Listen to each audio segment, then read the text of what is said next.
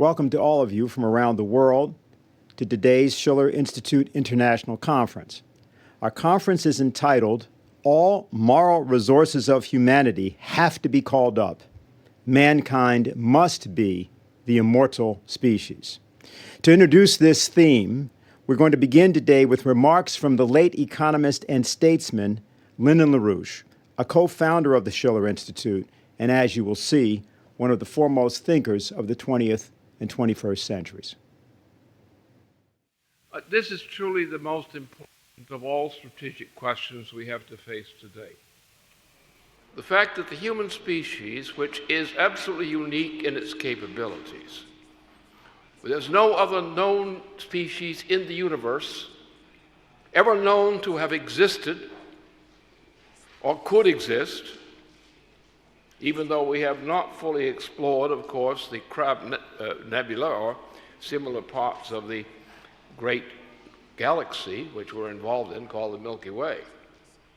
There may be many species with cognitive powers out there, because the solar system, of which we are immediately a product, though always under the control of the galactic processes.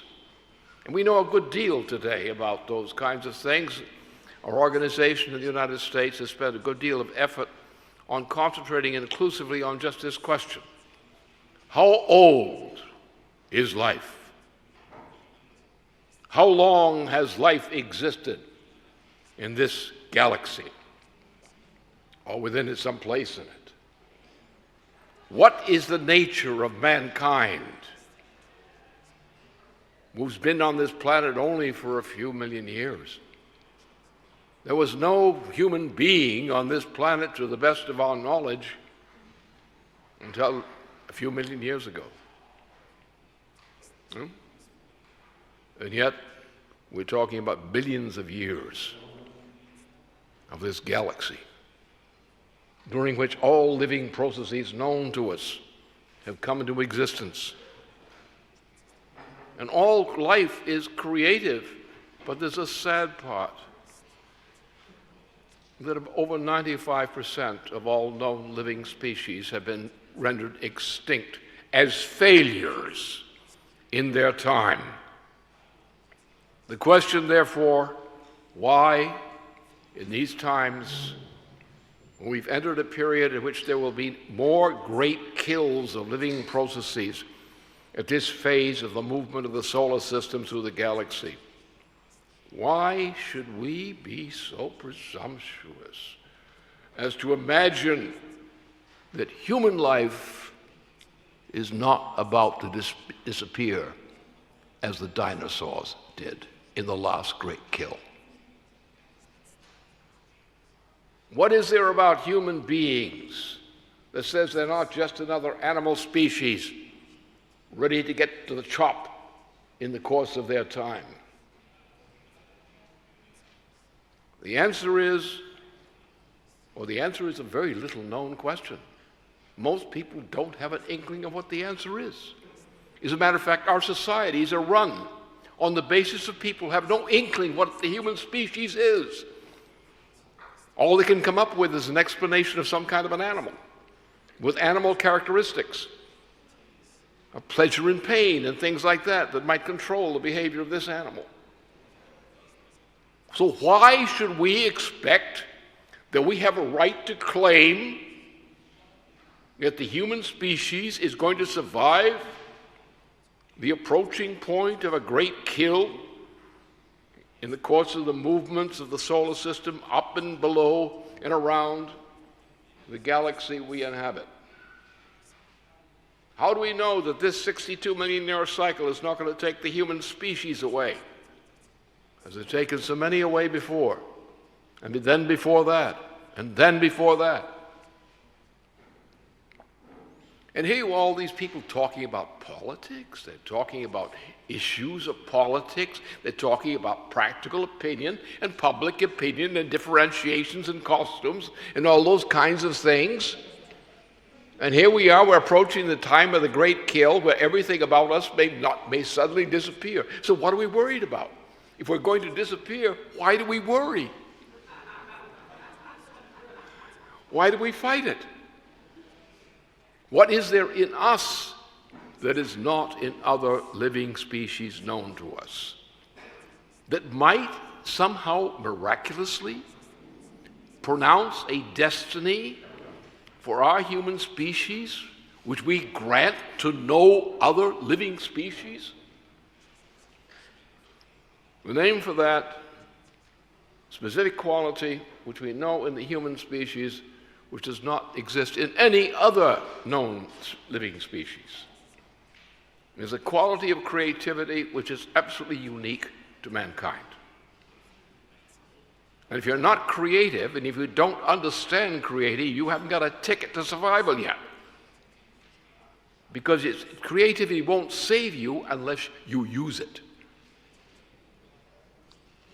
All you have to do is adopt a zero growth policy, a zero technological growth policy. I can guarantee you your extinction will come deliberately on time.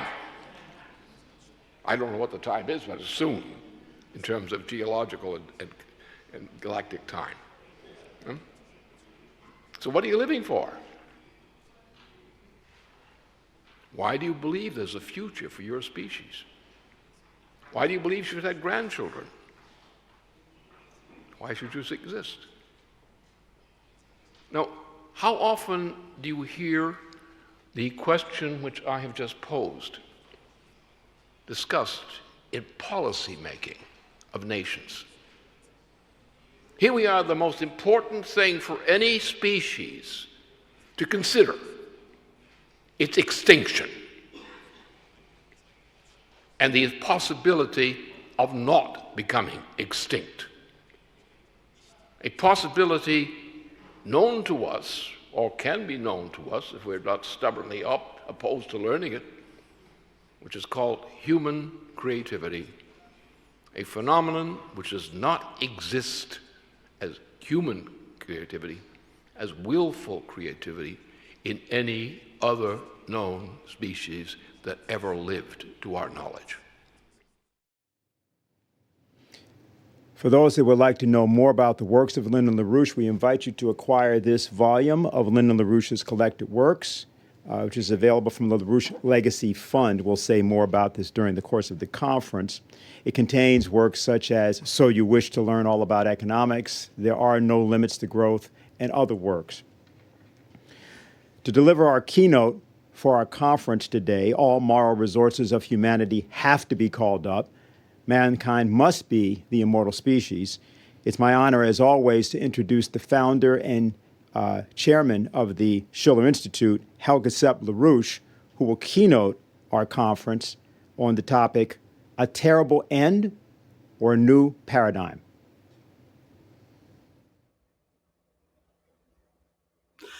Well, I greet you, and I'm very happy to speak to you at what end of the world, wherever you may be watching this conference, because, you know, we are at an extremely decisive moment. To start with an optimistic possibility, or rather, let's make a Gedanken experiment, a thought experiment. It would be actually quite easy to solve almost any of the many problems we are confronted with today. If the majority of the governments of the European nations and possibly even the United States administration would say, okay, we messed up.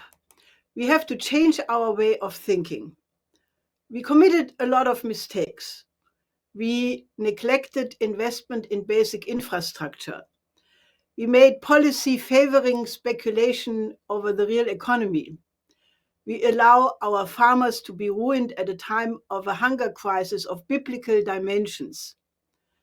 We should have known that we could not win the war in Afghanistan, which turned into an unmitigated disaster. We did nothing to help to overcome the poverty in Africa. We turned countries which were friendly and open to us, like Russia and China, unnecessarily into adversaries by pushing geopolitical provocations. We seem to be unable to get the pandemic under control because we don't want to reverse the privatization of the health system, and we only care about the rich countries in terms of vaccines. We neglected our great humanist classical cultures. We allowed the minds of our populations to be poisoned with totally depraved entertainment industry. We allowed our youth to despair about the coming end of the world by streamlining the media with pseudo-scientific propaganda about the climate. Because we recognize that we are about to drive the whole system against the wall, we change. And we join with the countries of the Belt and Road Initiative and work together with Russia, China, and other nations to solve all of these problems, which we can, because together we are the creative species. It would be really easy. But is it likely to happen? Unfortunately not. Because so far, despite one policy failure after the other, the establishments of the West have shown zero capability to recognize and admit their mistakes and make the appropriate corrections. As a consequence, it is more likely that the entire transatlantic system is about to disintegrate. Remember these sentences?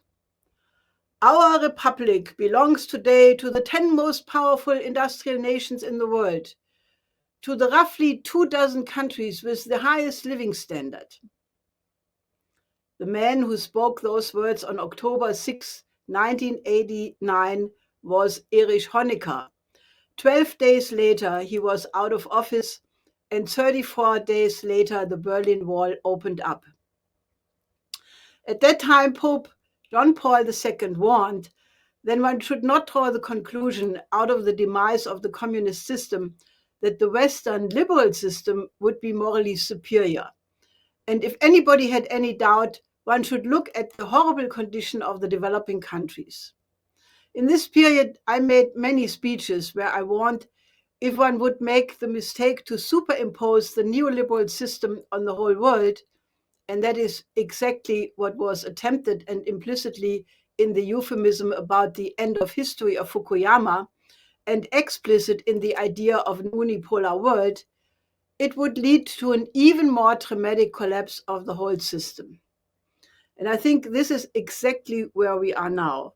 I think we are on the verge of a systemic collapse of the neoliberal system. It will take a different form than the end of the GDR and the Soviet Union, but this system is in a process of self-destruction. The existential threat to the Western world does not come from the so-called autocratic systems and dictatorships of the planet, or any outside enemy at all, but entirely from the moral decadence resulting out of the cultural paradigm shift which started in the 60s and which was clairvoyant identified by LaRouche at the time, and whose long-term effect we experience today. Unless there is a sudden reversal of that paradigm shift, what they call the, quote, rules-based order, we will plunge into a dark age with very similar characteristics as the 14th century or worse. It will lead to total chaos on the planet and world war. For the last 2 weeks at the COP26 event in Glasgow, they tried to induce the nations of this world to swallow policies to reduce CO2 emissions, which, if implemented, would lead to a population reduction by the billions and dismantle the industrial nations to a pre-industrial state, which was fortunately a basic failure since Russia, China, and several developing nations obviously have recognized the evil intention of that crowd and only sent lower-level delegations and asserted completely different priorities, such as the right for development for their countries or energy security. But it is also registered that not once was there on the part of the organizers a discussion of the catastrophic condition of already existing famine in many countries or a breakdown of the health system or the refugee crisis. Please show the clip now.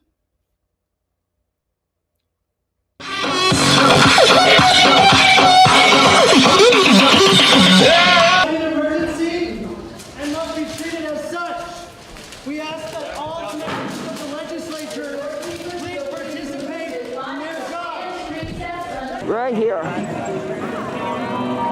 Oh, yeah.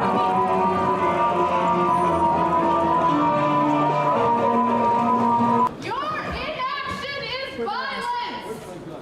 Climate change is a gender issue. We're gonna ask everybody to clear the chamber. It is a class issue.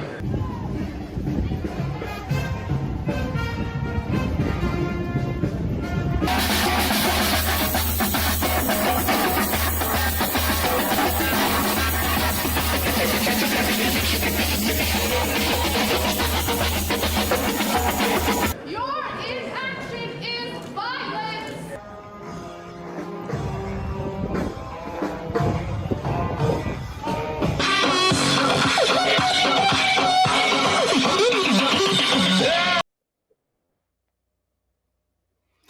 Well, these poor misled youth, misled by a financial oligarchy, are clearly not in the real world. No concern about the reality of mass starvation in the developing countries, the breakdown of civilization.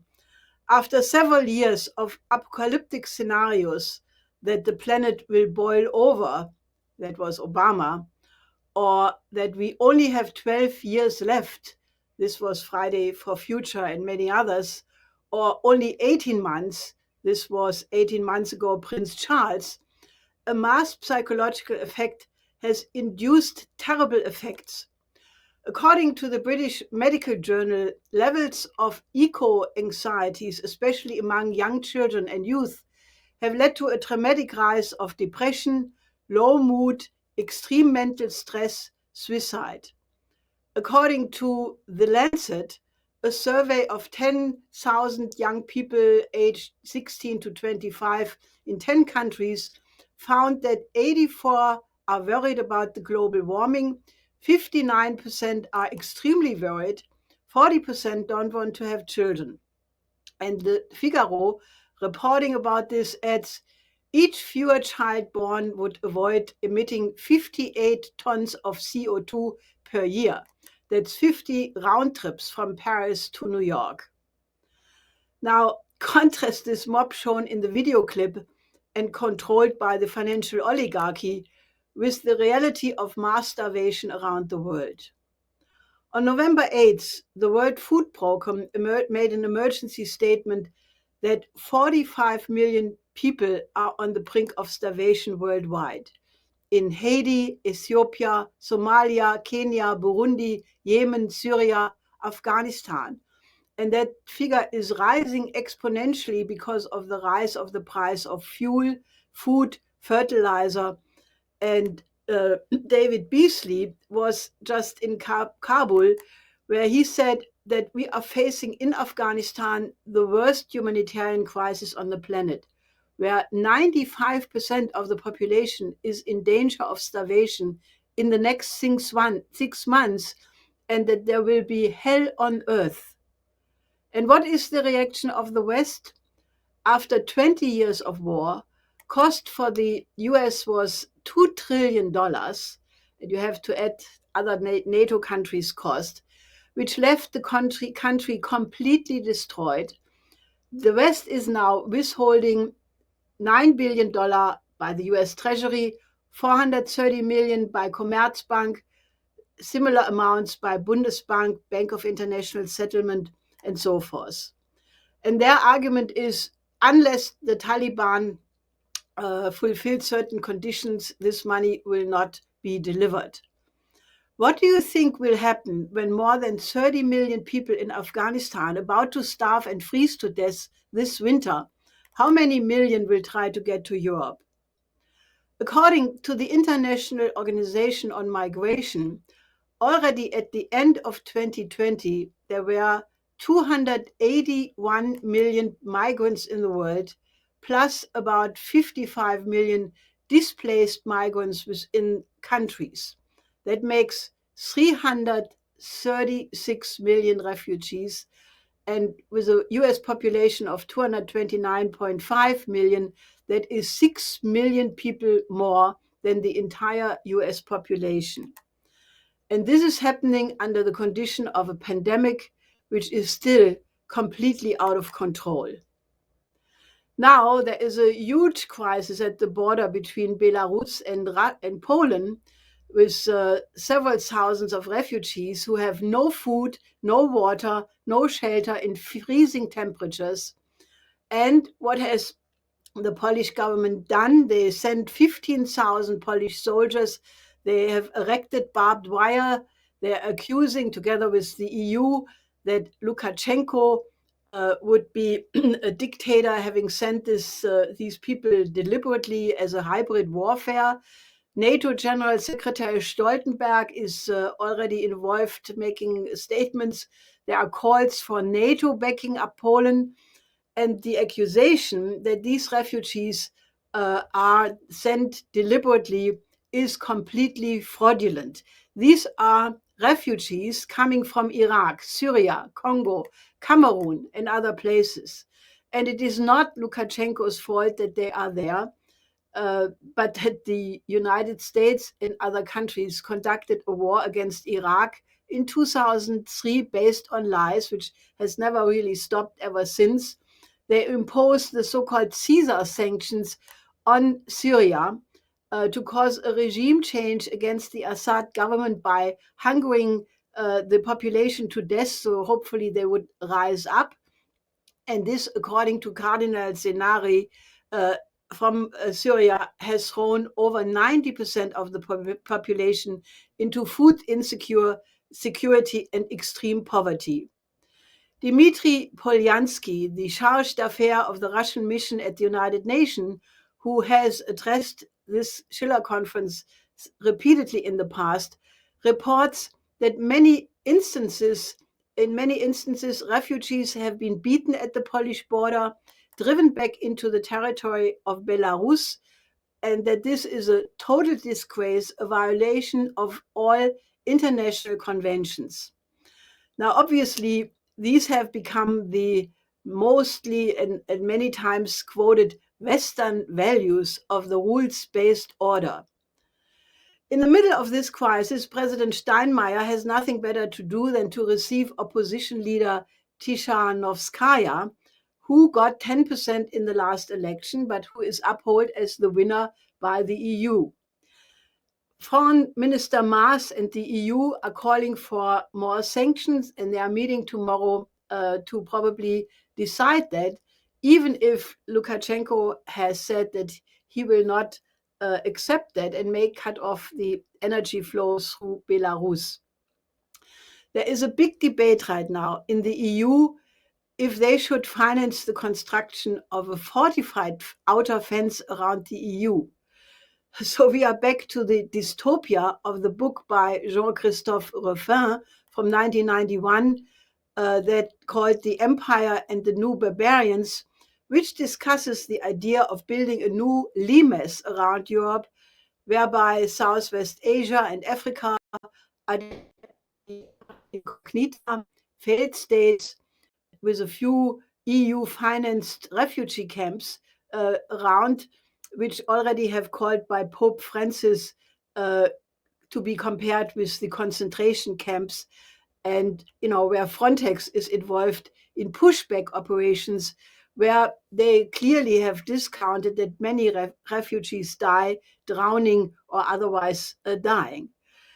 So one should be absolutely clear. If you have a hyperinflationary blowout of the system, like that in Weimar Germany in 1923, but this time not in one country, but in all countries where there is no capital control, and if they implement the plans discussed in Glasgow about the Great Reset, you will get a migration of people, as we see increasingly trying to move from South and Central America into the United States and from the Near and Middle East and Africa into Europe. Not just some migrants, but Völkerwanderungen, migration of peoples, like in the ancient times. Concerning the larger strategic situation between the major powers, in trying to evaluate the confusingly contradictory statements coming from the Biden administration in respect to the relations of the United States to China and Russia, one day promising, the next day invalidated by provocative actions by the US around Taiwan or Ukraine or the Black Sea, one should not forget the remarks by the commander of the US Strategic Command, Admiral Charles Richard, who already in February of this year wrote in the magazine Proceedings, quote, "There is a real possibility that a regional crisis with Russia or China could escalate quickly to a conflict involving nuclear weapons.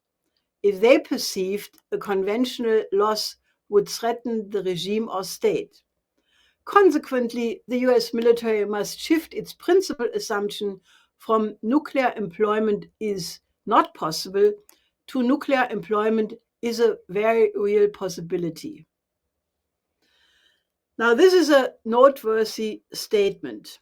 How likely is it that any of the two hottest potentials for regional crisis would be lost by Russia or China if it came to a conventional military action?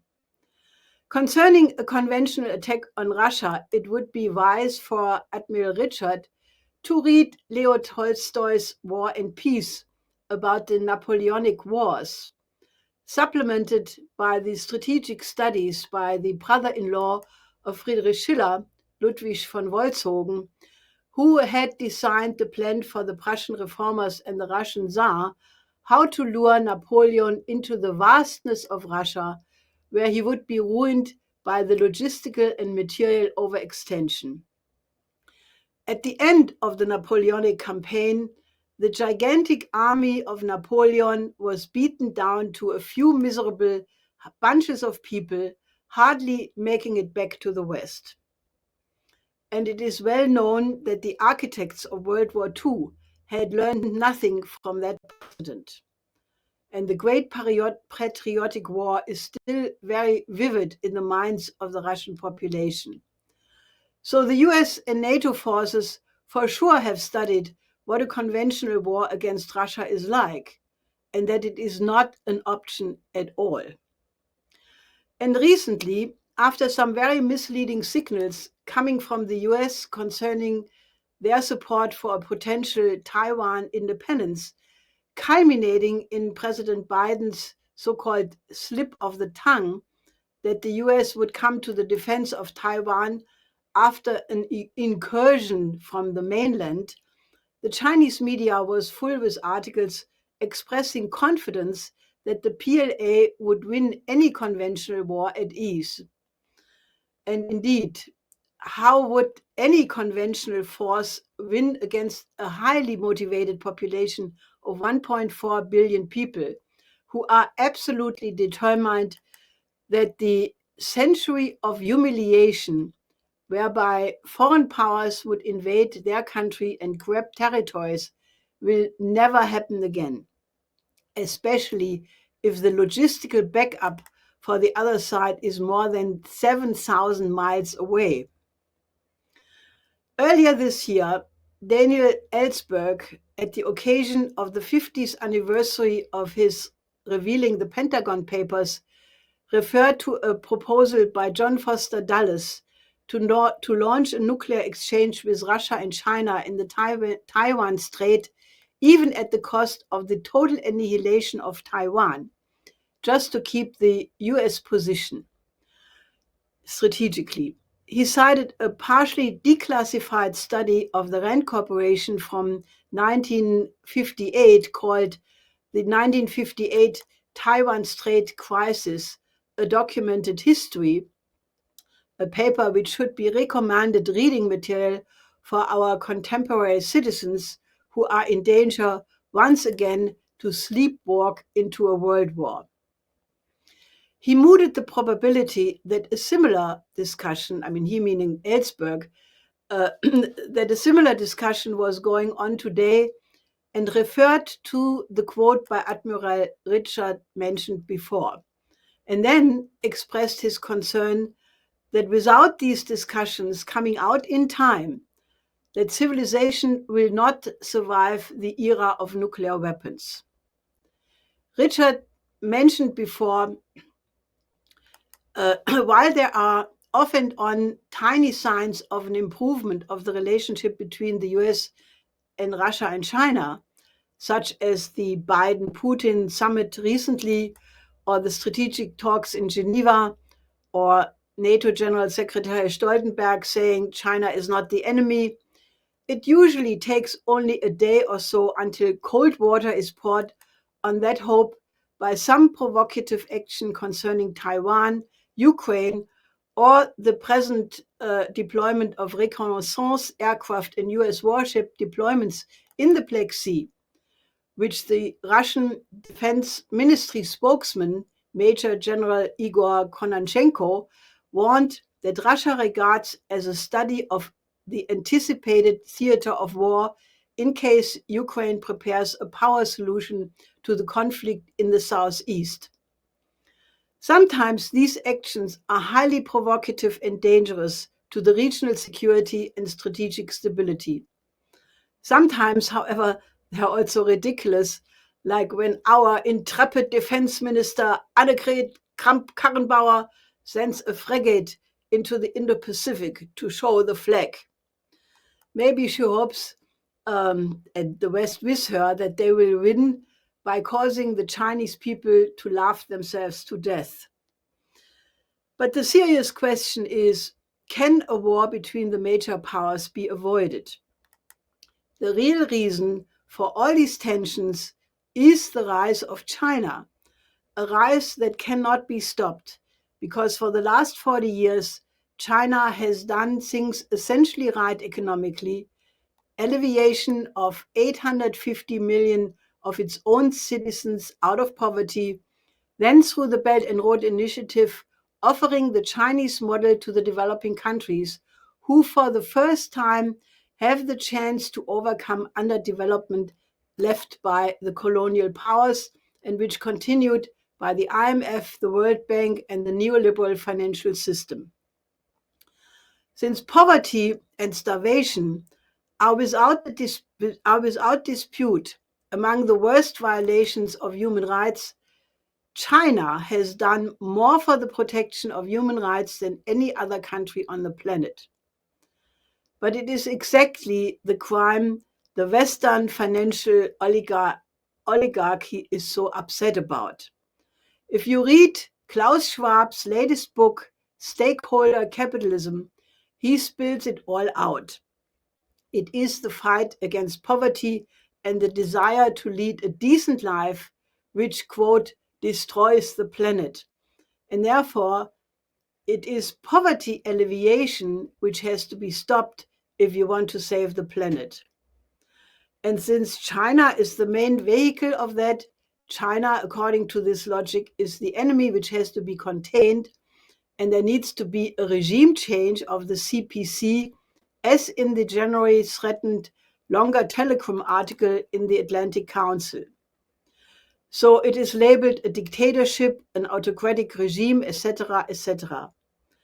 But the fact is that with a population of 1.4 billion people, China so far had only 4,600 deaths of COVID, as compared to 760,000 deaths in the United States with a population of 329.5 million people, and Germany 97,300 deaths and 83.24 million people. By the same token, the Kurt Schwabs of this world are the worst human rights offenders of all, and that is the nicest thing you can say about them.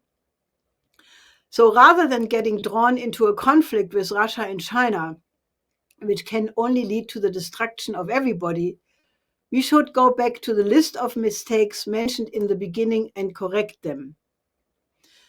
Given the enormity of the crisis, this must start with an emergency crash program for the salvation of Afghanistan and Haiti with a twofold approach: an immediate, dramatic humanitarian emergency program, food, medicine, fuel, energy, shelter. For this, all the monies belonging to the Afghan people must be released, and donor countries for both Afghanistan and Haiti must immediately resume adequate aid. And there must be a full international support for the integration of Afghanistan into the Belt and Road Initiative and a real reconstruction program for Haiti. All neighboring countries of Afghanistan, the Central Asian republics, Pakistan, Iran, India, Russia, and China, have a fundamental interest to save and stabilize Afghanistan. The US and NATO countries, which have conducted the war for 20 years and left the country in a catastrophic condition, have a moral obligation to contribute to both the immediate aid and the economic build-up of the country. It should be obvious, as LaRouche insisted already in 1973 with his biological task force, that this and other pandemics already on the horizon will only be gotten under control if the terrible underdevelopment of large parts of the planet is overcome for good. This has now to be accomplished by starting with the construction of a modern health system in every single nation, with a top priority of Afghanistan and Haiti, but naturally also Yemen, Syria, and all the other countries in terrible need. For Afghanistan, we should call it Operation Ibn Sina. Ibn Sina, or Avicenna as he is called in the West, because this outstanding figure stands for the proudest tradition of this country. There are different historical sources who debate if only the father Abdullah was born in Balkh or also Ibn Sina, Balkh being in Afghanistan. Other places named are either in Uzbekistan or in Persia, Iran. It doesn't matter. He is the son of the area of Bactrian, what used to be called the land of the thousand cities around the time of the ancient Greek civilization. Ibn Sina, who was born in 980 after Christ and died in 10,037, is recognized by everybody to be the father of modern medicine. He was also a philosopher, a geologist, an astronomer. He studied earthquakes and cloud formation. He developed methods of chemistry, such as how to make sulfur. He also was an accomplished poet and wrote dramas. But especially in medicine, he made absolutely revolutionary breakthroughs. For example, he identified the function of the different organs, the pulse, the connection between the nerves and the movement of the muscles. He discovered meningitis, breast cancer, jaundice, bladder stones. He made a whole catalog of medicines. He was the first who developed psychotherapy. He wrote a compendium about the soul, a treatise how about the cure of the soul can occur, the healing of doubt and despair. He wrote more than 200 books, maybe even double the amount, and his canon of medicine was the standard works for physicians in Europe until the 17th and in some cases even the 19th century. Ibn Sina also developed a comprehensive metaphysical conception in the tradition of Plato, Al-Farabi, Al-Kindi.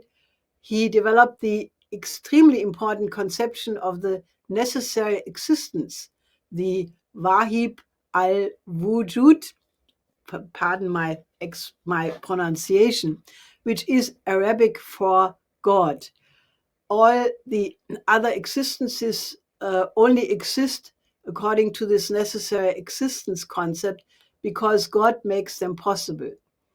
This idea of Ibn Sina influenced many thinkers in all kinds of different religions.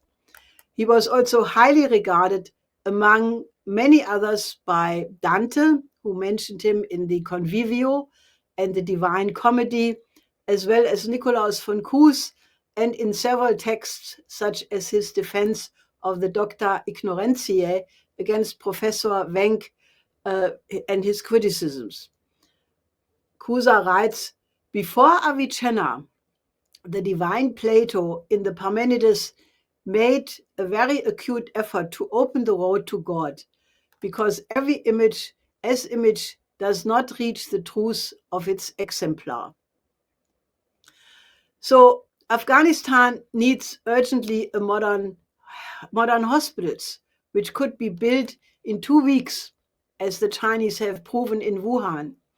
And they need modern educated doctors. Many Afghani doctors are right now in Europe or in the United States, educated nurses. And what better way than to give the effort to pull this together the name of Ibn Sina, to recall the tradition of one of the greatest thinkers of all of universal history. Avicenna is at the same time the connection between the humanist tradition of all European and Islamic nations, because of all the ideas of the ancient Greek philosophy which contributed to his work, which he in turn had then a major influence on him. And he again influenced then many thinkers in many countries. So let's make the effort to get the international aid and forces together to build a modern health system on an emergency basis in his name. And by committing ourselves to that, we in the West may also regain the integrity and the moral stature which we need to get out of this crisis. And let us call up all the great thinkers and philosophers of our traditions to join together in this effort. Operation Ibn Sina must also become the seed crystal for the cooperation between Russia, China, the US, and European nations in the effort to save Afghanistan.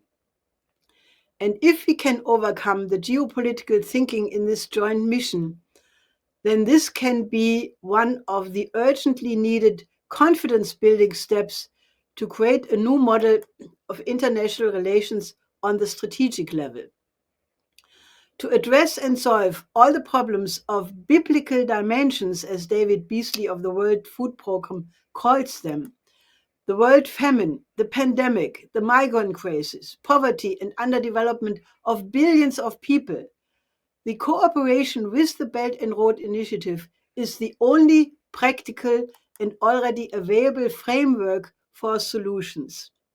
So rather than proposing the pompous global gateway, which Ursula von der Leyen intends to make public in the next days during her visit to Washington, which Handelsblatt characterizes as way below expectations without listing concrete projects or priorities and as a lost occasion, European nations and the United States should accept the win-win cooperation for a shared community of a joint future President Xi Jinping has been talking about.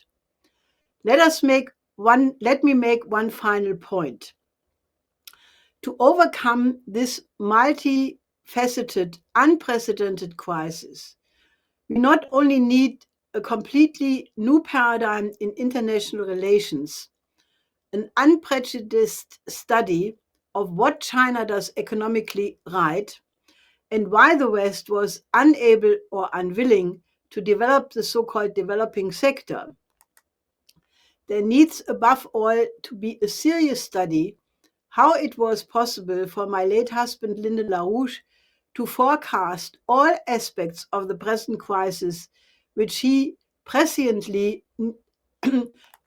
dated back to the 1964 to 1972 cultural paradigm shift, where a new age counterculture was introduced, and of which he warned in numerous articles, among them from 1998, How to Think in a Time of Crisis, that unless this paradigm was reversed, it would threaten the existence of the global civilization. In these articles, he identified the introduction of various forms of cultural relativism of the T groups and the Rainbow Coalition as the division of everyone from everyone, according every discoverable distinction of ethnic origin, gender, or what have you, as that principle of everything is allowed, which would destroy society from within. Think of the video clip we saw at the beginning of my remarks, of the Dionysian mob, which indeed could cause the suspicion that body snatchers from outer space have taken over the minds of these youths, which still may have the bodies of humans, but whose brains clearly are not of this species. It is therefore a challenge for all serious scientists around the world to investigate why Lyndon LaRouche was so absolutely accurate in forecasting the timing and character of the present worldwide financial, monetary, and economic breakdown crisis, as well as his method of physical economy if we want to develop our planet to be livable for all human beings and living in the future. In this spirit, let's act on the joyous assumption that we are the uniquely creative species in the universe, that we are not Earthlings, but the potentially immortal species in the universe. Thank you. Thank you very much, Helga. And if you've just joined us, we want to welcome you all to the first panel of the morning session of this conference of the International Schiller Institute. All moral resources of humanity have to be called up. Mankind must be the immortal species. We want to invite all of you to join the Schiller Institute. After all, if we're saying that all moral resources of humanity are supposed to be called up, that would include you. And we'd like to start with you. So please become a member. You can do so by following the link that you're seeing on the screen. And we welcome you into our ranks.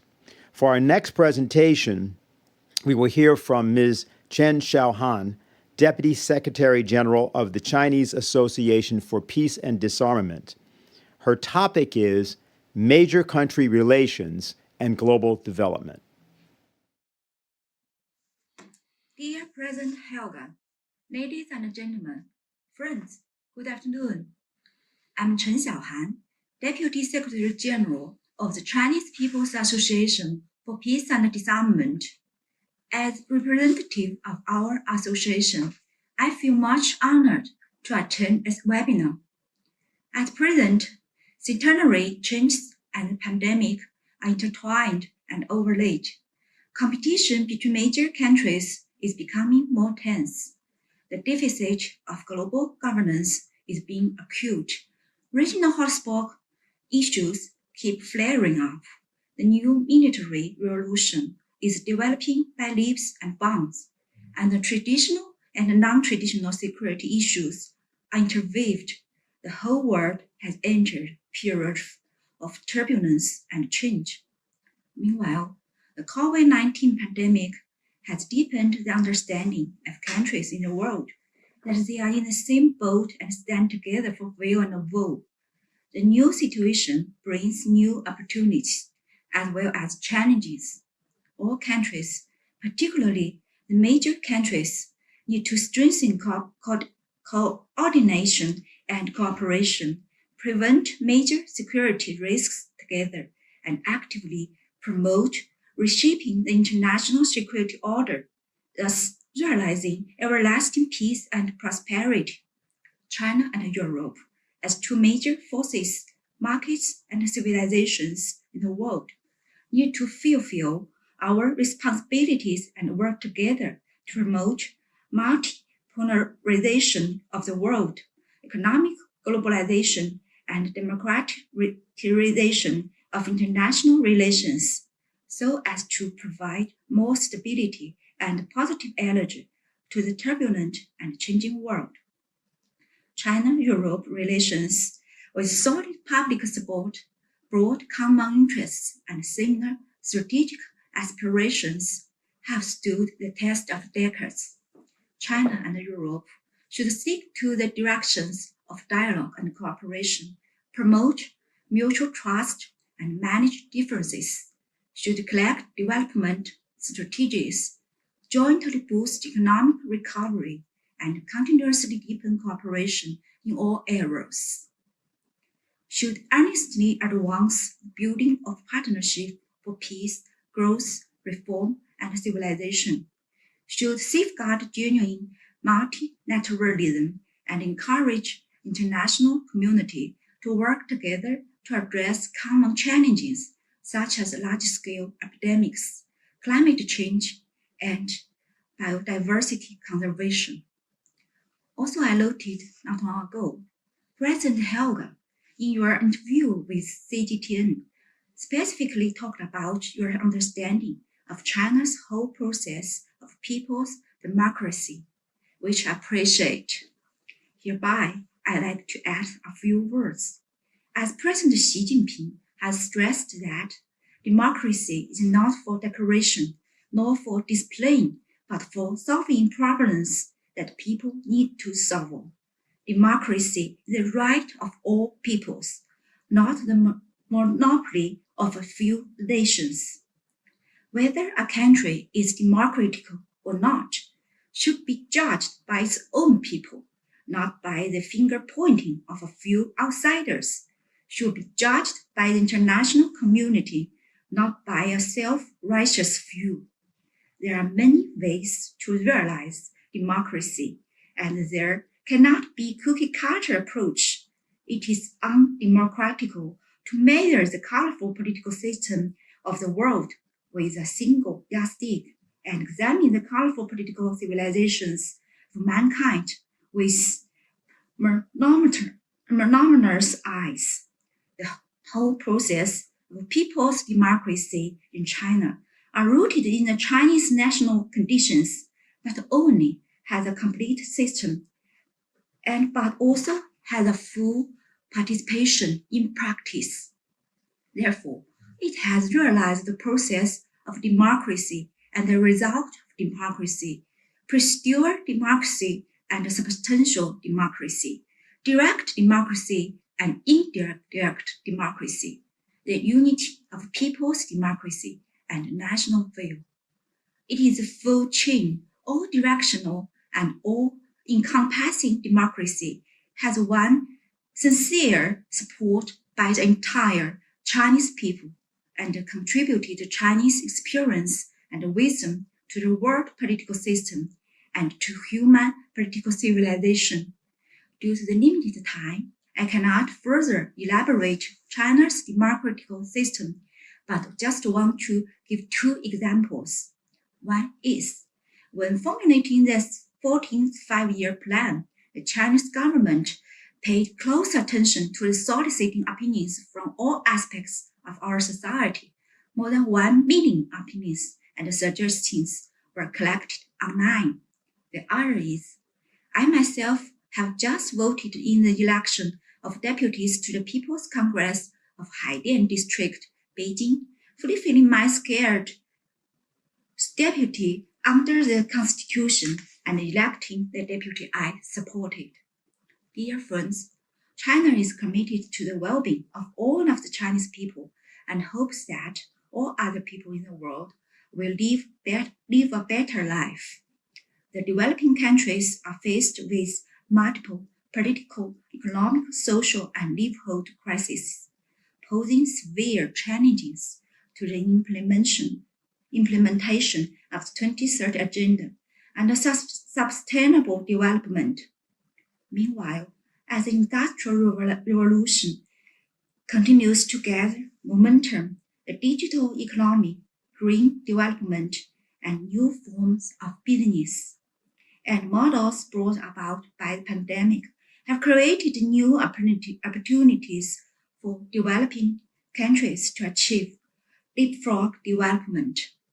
Under such era background, our President Xi Jinping put forward the Global Development Initiative at the general debate of the 76th session of the UN General Assembly, which called for adherence to the concept of putting development first and people first, and put forward proposals and plans for cooperation in 8 key areas, including poverty reduction, food security, anti-epidemic, and vaccine efforts, financing for development, climate change, and green development, industrialization, digital economy, and collectivity. We call for a more equal and balanced global development partnership to provide new impetus for developing countries to accelerate development. The international community should advocate genuine multilateralism and work together to address global risks and challenges such as COVID-19 and climate change. Ladies and gentlemen, friends, our association attaches great importance to peace, publicity, and security research and has put not limited to the commemoration of the International Day of Peace, online dialogue between China and US scholars, China and Europe scholars, and other joint activities, conducting in-depth exchanges on international strategic security, regional security, global security governance, arms control, disarmament, and non-proliferation. Once again, I'd like to thank President Helga. You are our old friends and Schiller Institute for this well-organized webinar. We hope to consolidate the exchanges with the Schiller Institute, and to promote communications with all participants, thus making our joint efforts for world peace and stability and the well-being of mankind as well. Thank you. That was Ms. Chen Xiaohan, Deputy Secretary General of the Chinese Association for Peace and Disarmament. Our next speaker is Ambassador Anna Evstigneeva, Deputy Permanent Representative of the Russian Federation Mission to the United Nations, and her topic is the situation in Afghanistan after foreign troops withdrawal. Welcome. Thank you very much for inviting me again for this event, and it's always a pleasure and honor to participate in conferences and webinars of Schiller Institute, an old friend of our country, and this topic is very important for us, the one that you have in the title of today's meeting, can a strategic crisis between the major powers be avoided? And due to the files that I'm dealing with in the UN Security Council here in New York as a Russian delegate, and also bearing in mind how important the situation in Afghanistan is for the region and for the state of affairs among major powers, I will concentrate on it. Actually, I already spoke in one of your events in summer about Afghanistan, and since I last spoke here, the situation changed dramatically, and Afghanistan has gone through a major and very rapid transformation, with ex-President Ghani fleeing the country, government collapsing, and the Taliban coming into power in the middle of August. After 20 years of presence, the U.S., along with its allies, have finally left the country in the end of that month. And as we speak, the situation, the reality on the ground has become brand new. And no one has ever expected the situation go this way, and especially the return of the Taliban after their defeat was so rapid and unexpected for everyone. But however, this is an objective reality. The members of the entire international community have to deal this way or another, and we saw that very well here in the UN and the Security Council, and you also could see it in the media with the reports from the capitals that almost no one was prepared, including in Washington, and this confusion with regards to what to do was so apparent. And actually, I'm not sure if we if we already passed this stage and there is more clarity on the ground in this regard, and in major capitals and also in Afghanistan. But what was eventually more important, in my view, that the Taliban that seized power was also not prepared to deal with the challenges the country faces. On one side, it's clearly a window of opportunities for them to open a new chapter in the history and rejoin the international community as a peaceful and responsible state. But at the same time, it's clear that they are not capable to address the problems in the country by themselves. And there is unfortunately no unity in Afghanistan, no peace. Terrorists are on the rise, and there is absolutely no money to meet the needs of ordinary people. Of course, the new Afghan authorities, despite the way they came to power, they're now sending positive signals regarding their intention to restore the order, to establish inclusive government, to fight against terrorism and drug trafficking. They are demonstrating their willingness and readiness to improve cooperation with regional countries and broader international community, including key donors. But however, we shouldn't be naive. It's the Taliban. And it's still the Taliban, and the one that we knew for years. And as we mentioned in different forums, and what people are talking about all over the world, that the new authorities in Afghanistan should meet the commitments they themselves made, and these commitments should be supplemented with actions and deeds. And in this sense, there is not much difference with regards to what we hear from our partners. And this is the message that the Taliban should meet the commitments, is that we hear from the US, from European Union, from China, from regional countries. And of course, that's what we are saying as well.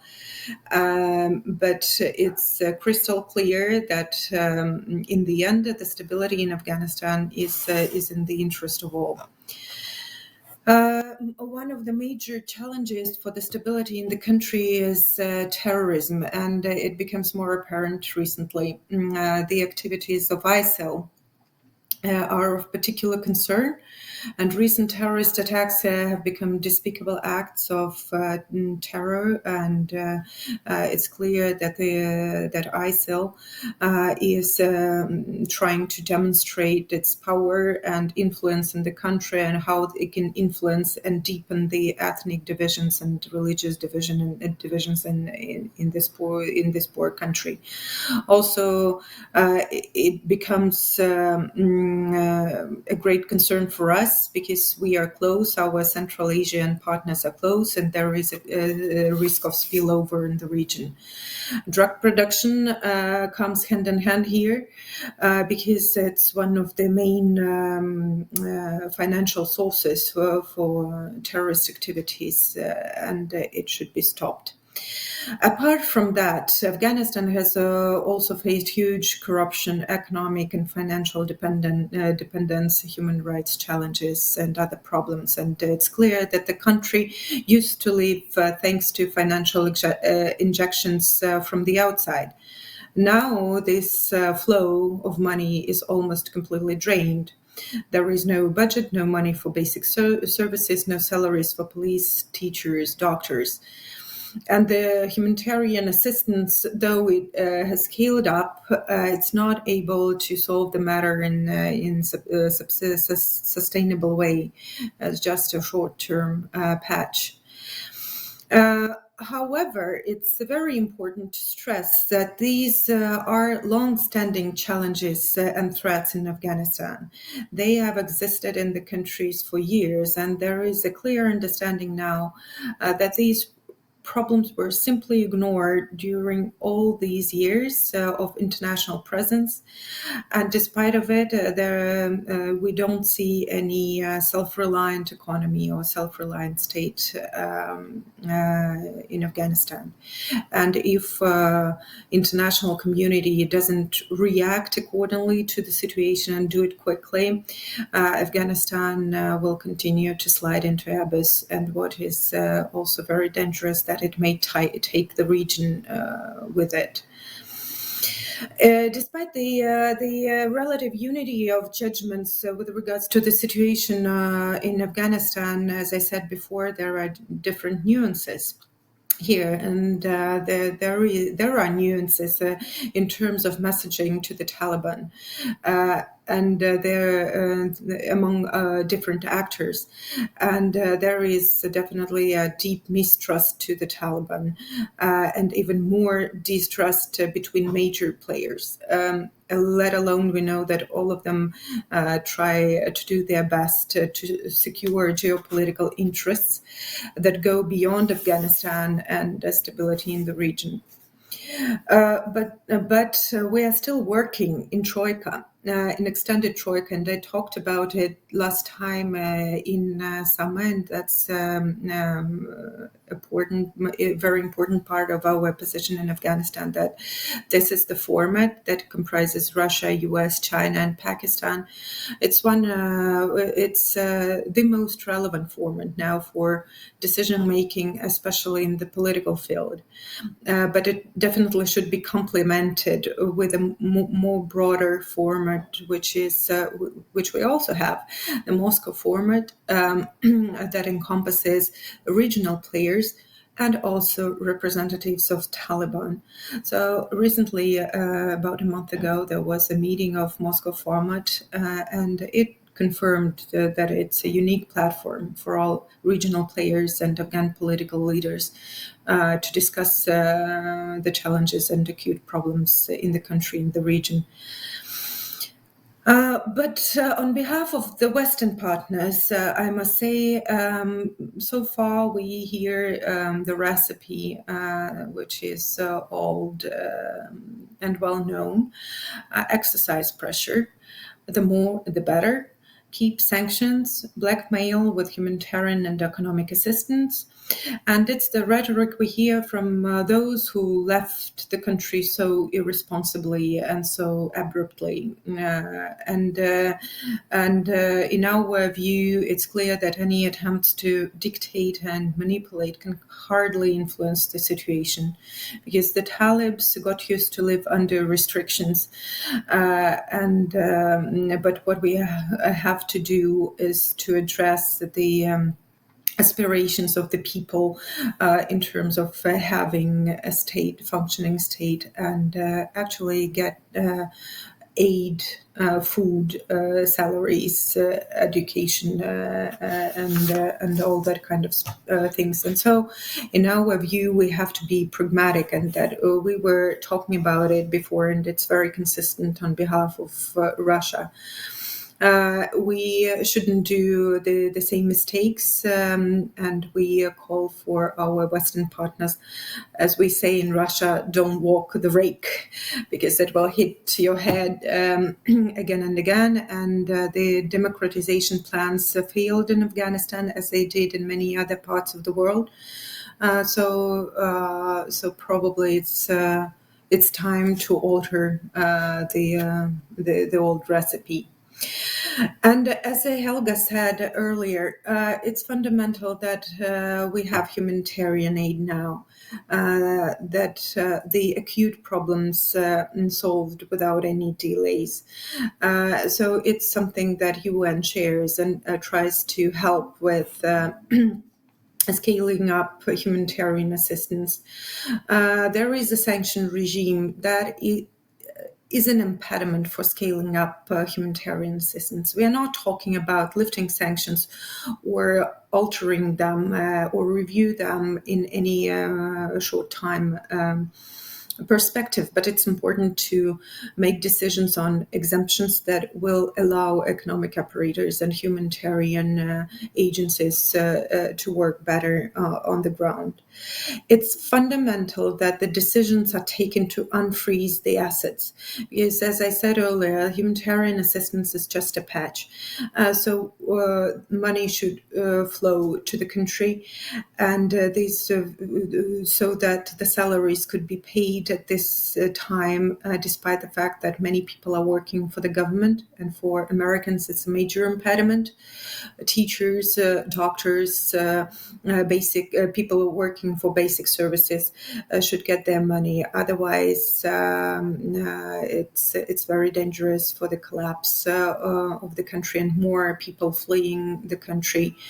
It's important that we do our best to preserve well-educated population, people who represent, so to say, intelligentsia of Afghanistan, those who haven't left already, because without this, it will be difficult to talk about stable Afghanistan.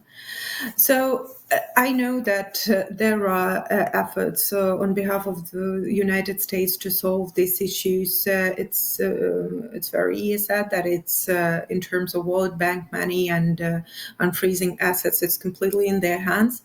But there is a hope that they understand that the risks that that not moving quickly will entail.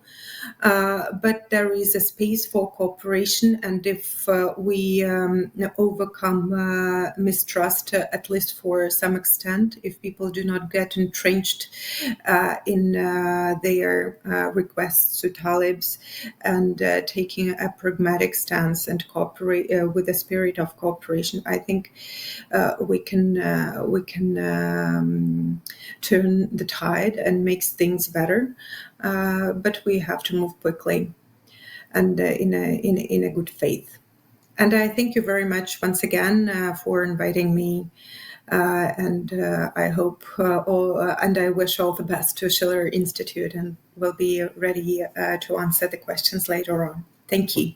Thank you very much, Ambassador. We've just heard from the presentation of Ambassador Anna Evstigneeva, the Deputy Permanent Representative of the Russian Federation to the United Nations. And now we are going to, and we should just say, if you've just joined us, that we welcome you to today's International Schiller Institute Conference. All moral resources of humanity have to be called up.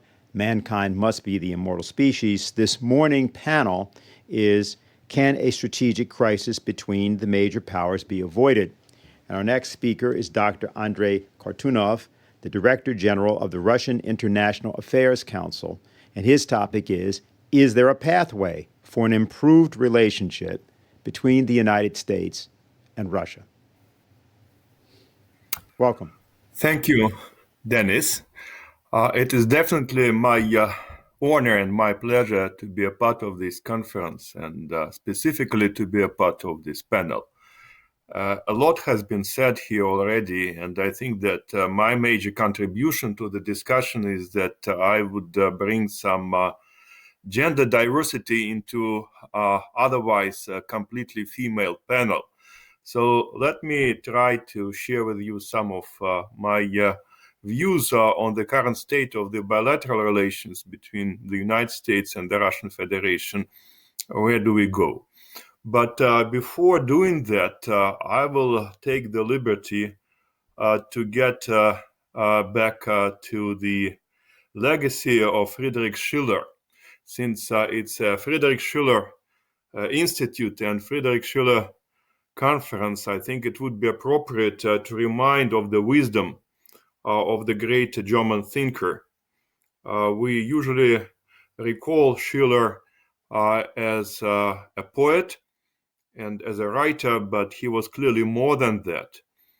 He was a visionary, he was a philosopher, he was a teacher and an educator, and he wrote a couple of serious books on enlightenment and on education. I would like to get back to one of them, which is called On the Aesthetic Education of Man. And I don't recall the exact quote, but I do remember the sense of his message. He wrote, live with your century, but do not be its creature. Work for your contemporaries, but create what they need, not what they praise. And I think that this is a very important message, which is very relevant to the situation that we face today in the international relations. Leaders, political leaders of today, usually try to provide to their constituencies what these constituencies want, rather than what these constituencies really need. Leaders try to follow opinion polls.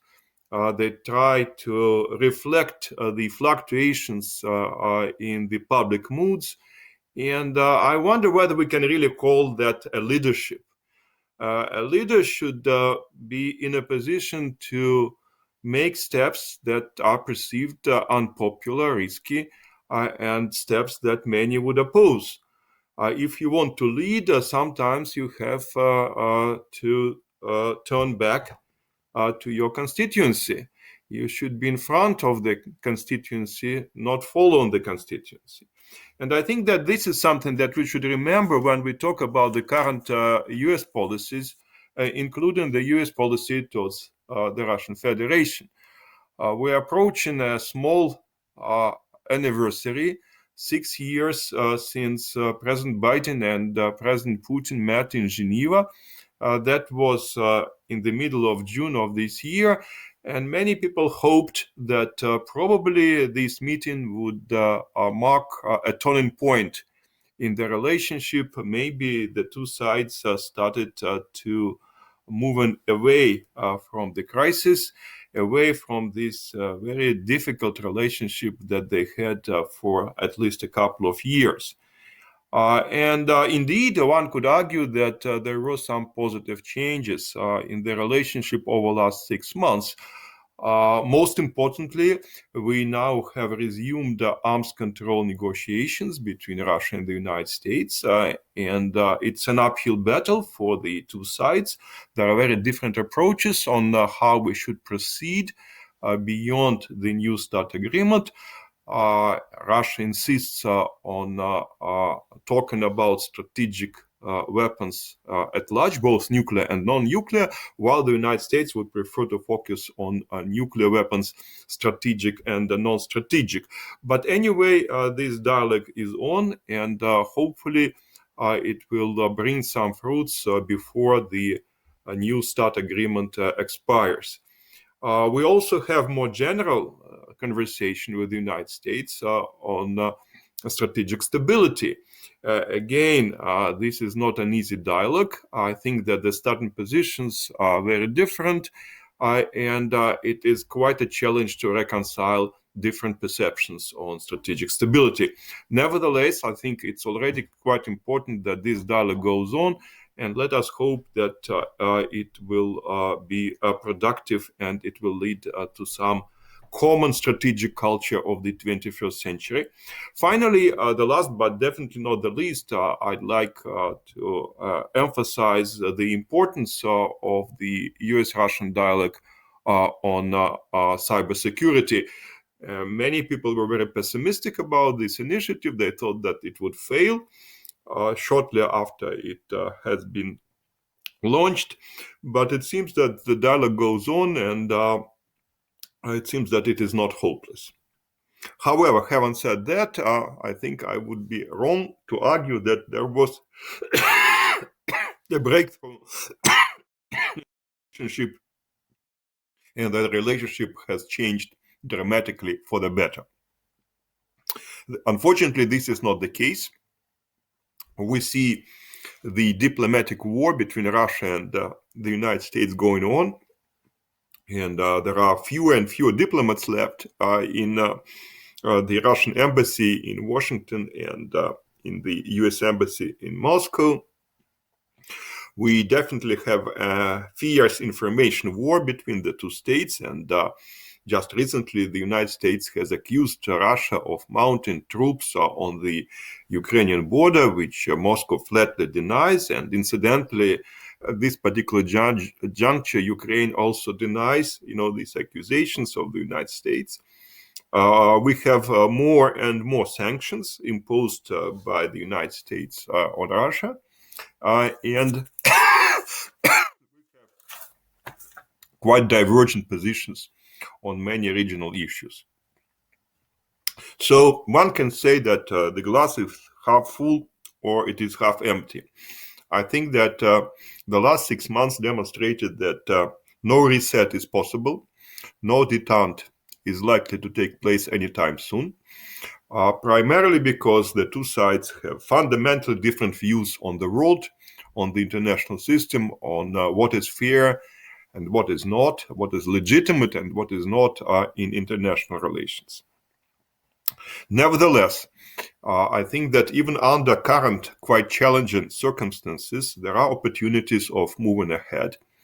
And though the United States will continue to pursue its dual containment policy targeted against both China and Russia, I think both China and Russia have opportunities to look for some arrangements with the United States on specific issues. One of good examples that I would like to single out is the agreement of all three major powers to extend the 2020 United Nations Security Council resolution on humanitarian corridors in Syria. I think it was an important decision, and it allowed to avoid a conflict and arguably a humanitarian disaster in the province of Idlib. If we were able to agree on Syria, I think we could probably agree on Afghanistan, though I fully subscribe to what has been said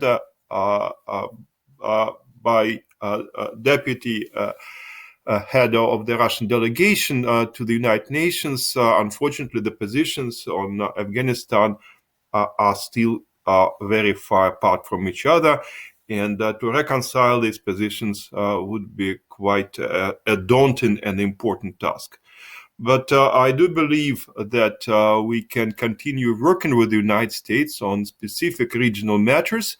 Afghanistan is one of them, but we can talk about the Iranian nuclear portfolio. We can talk about the Arctic region.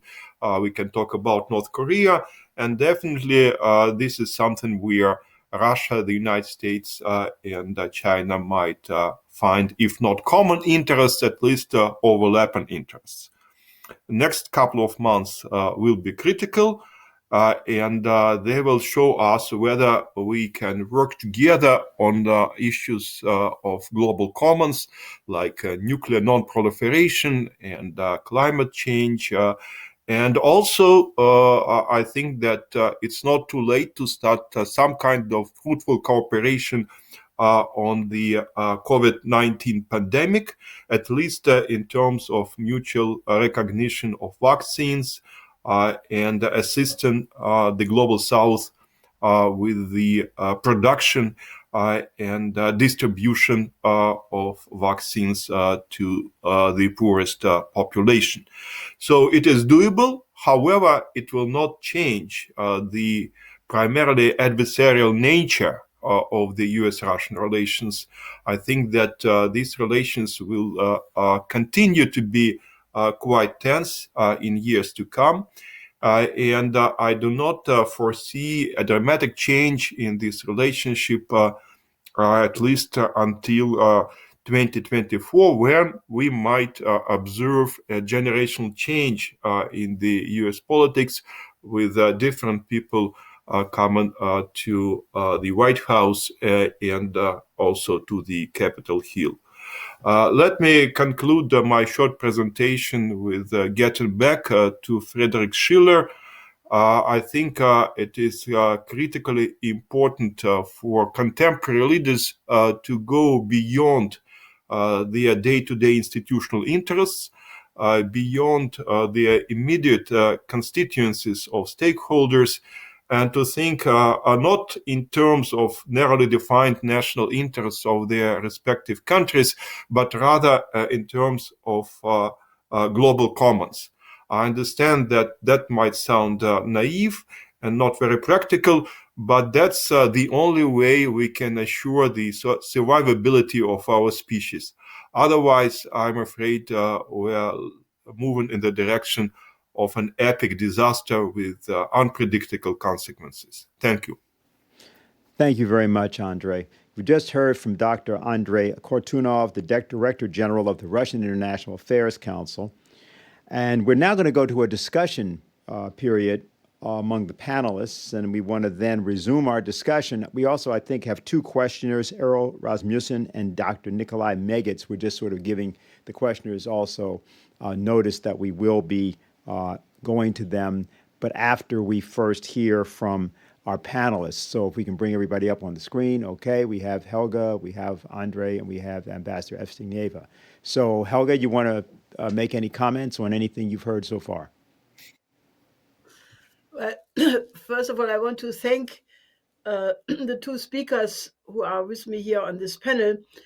I'm very happy to hear what both of you have to say, and naturally, especially Mr. Kortunov talking about Friedrich Schiller, which I think is very important, because if you don't have a vision where you want to go, you get and the quote you mentioned is one of my most favorite quotes, which is sort of one of my life mottos, that and Schiller even said you have to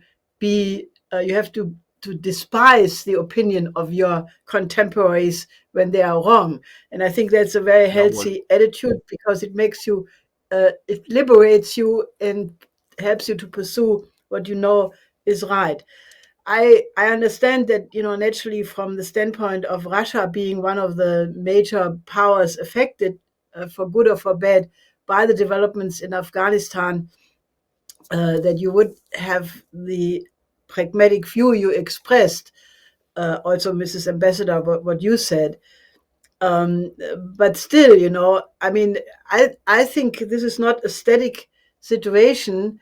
This can go either completely wrong and turn the region into chaos for, all the neighbors, being affected, or it can be the beginning of a new cooperation. And I think the drama of the situation and the fact that all these things will get worse by the hyperinflation effect on food prices, on fuel, on, this is going to be sort of the revolver on the head of the humankind. Are we capable of changing our views when we can avoid a humanitarian crisis where literally many millions of people could die this winter? And the reason why I mentioned Ibn Sina as a sort of a name of an icon of the effort is because you have to evoke, and that's also Schiller's idea, you have to evoke the best in people. And, that hopefully will encourage all the participants, the Afghani diaspora, the, people who are concerned about the crisis, to, act and change the dynamic. I don't think pragmatism alone is enough. So that's what I want to say. Okay. Ambassador Evstigneeva, any thoughts that you'd like to express? Thank you for giving me the floor again, and I wanted to echo things that were said by my colleague Andrey with regards to Russian American relations at this stage, and the importance of them for the world, and I see it quite well in the Security Council, where we have to deal not with bilateral relations, but trying to resolve the crises all over the world, and the situations that are discussed in the Security Council. Most of them are very dire and difficult and very complex. But still, I must say, actually, what we are doing in the Security Council is trying to resolve them, and to help the people to get stability and to find ways to overcome the conflicts and crises. And for us, it's fundamental to find solutions, to agree. So we cannot allow ourselves to resort to zero-sum game, but unfortunately, it's very often the case.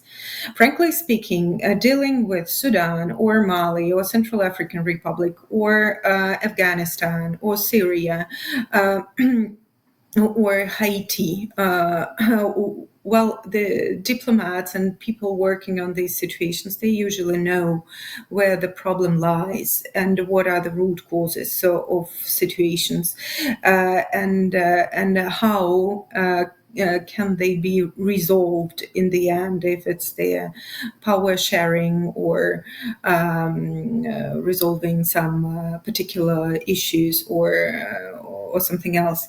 And UN possesses the instruments that could help. It's peacekeeping operations, special political missions, mediation support, and etc. So we do have instruments in our hands, but it's so often get stuck into two major things that come to my mind.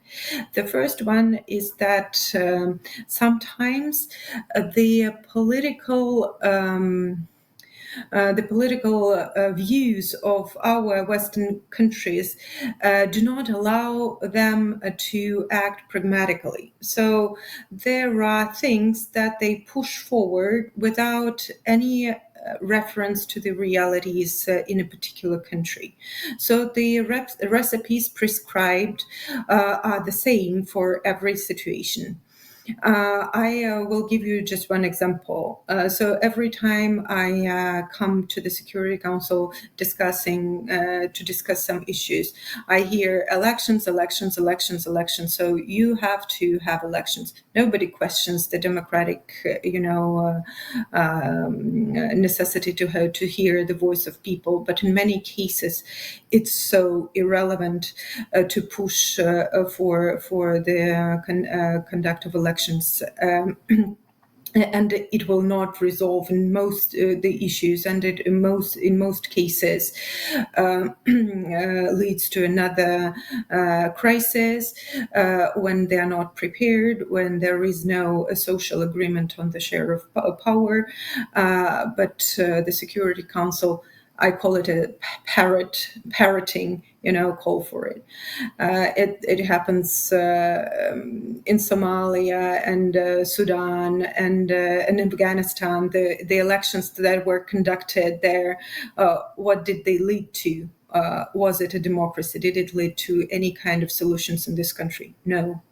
But we still talk about the Scandinavian type of human rights imposed, the elections, and different types of these recipes. And so we hear a lot of mentoring here. And the second thing, which is very detrimental, is the atmosphere in relations between U.S. and Russia, U.S. and China, and the inability of Americans and their unwillingness to admit that in many cases the U.S. dominance is not relevant anymore.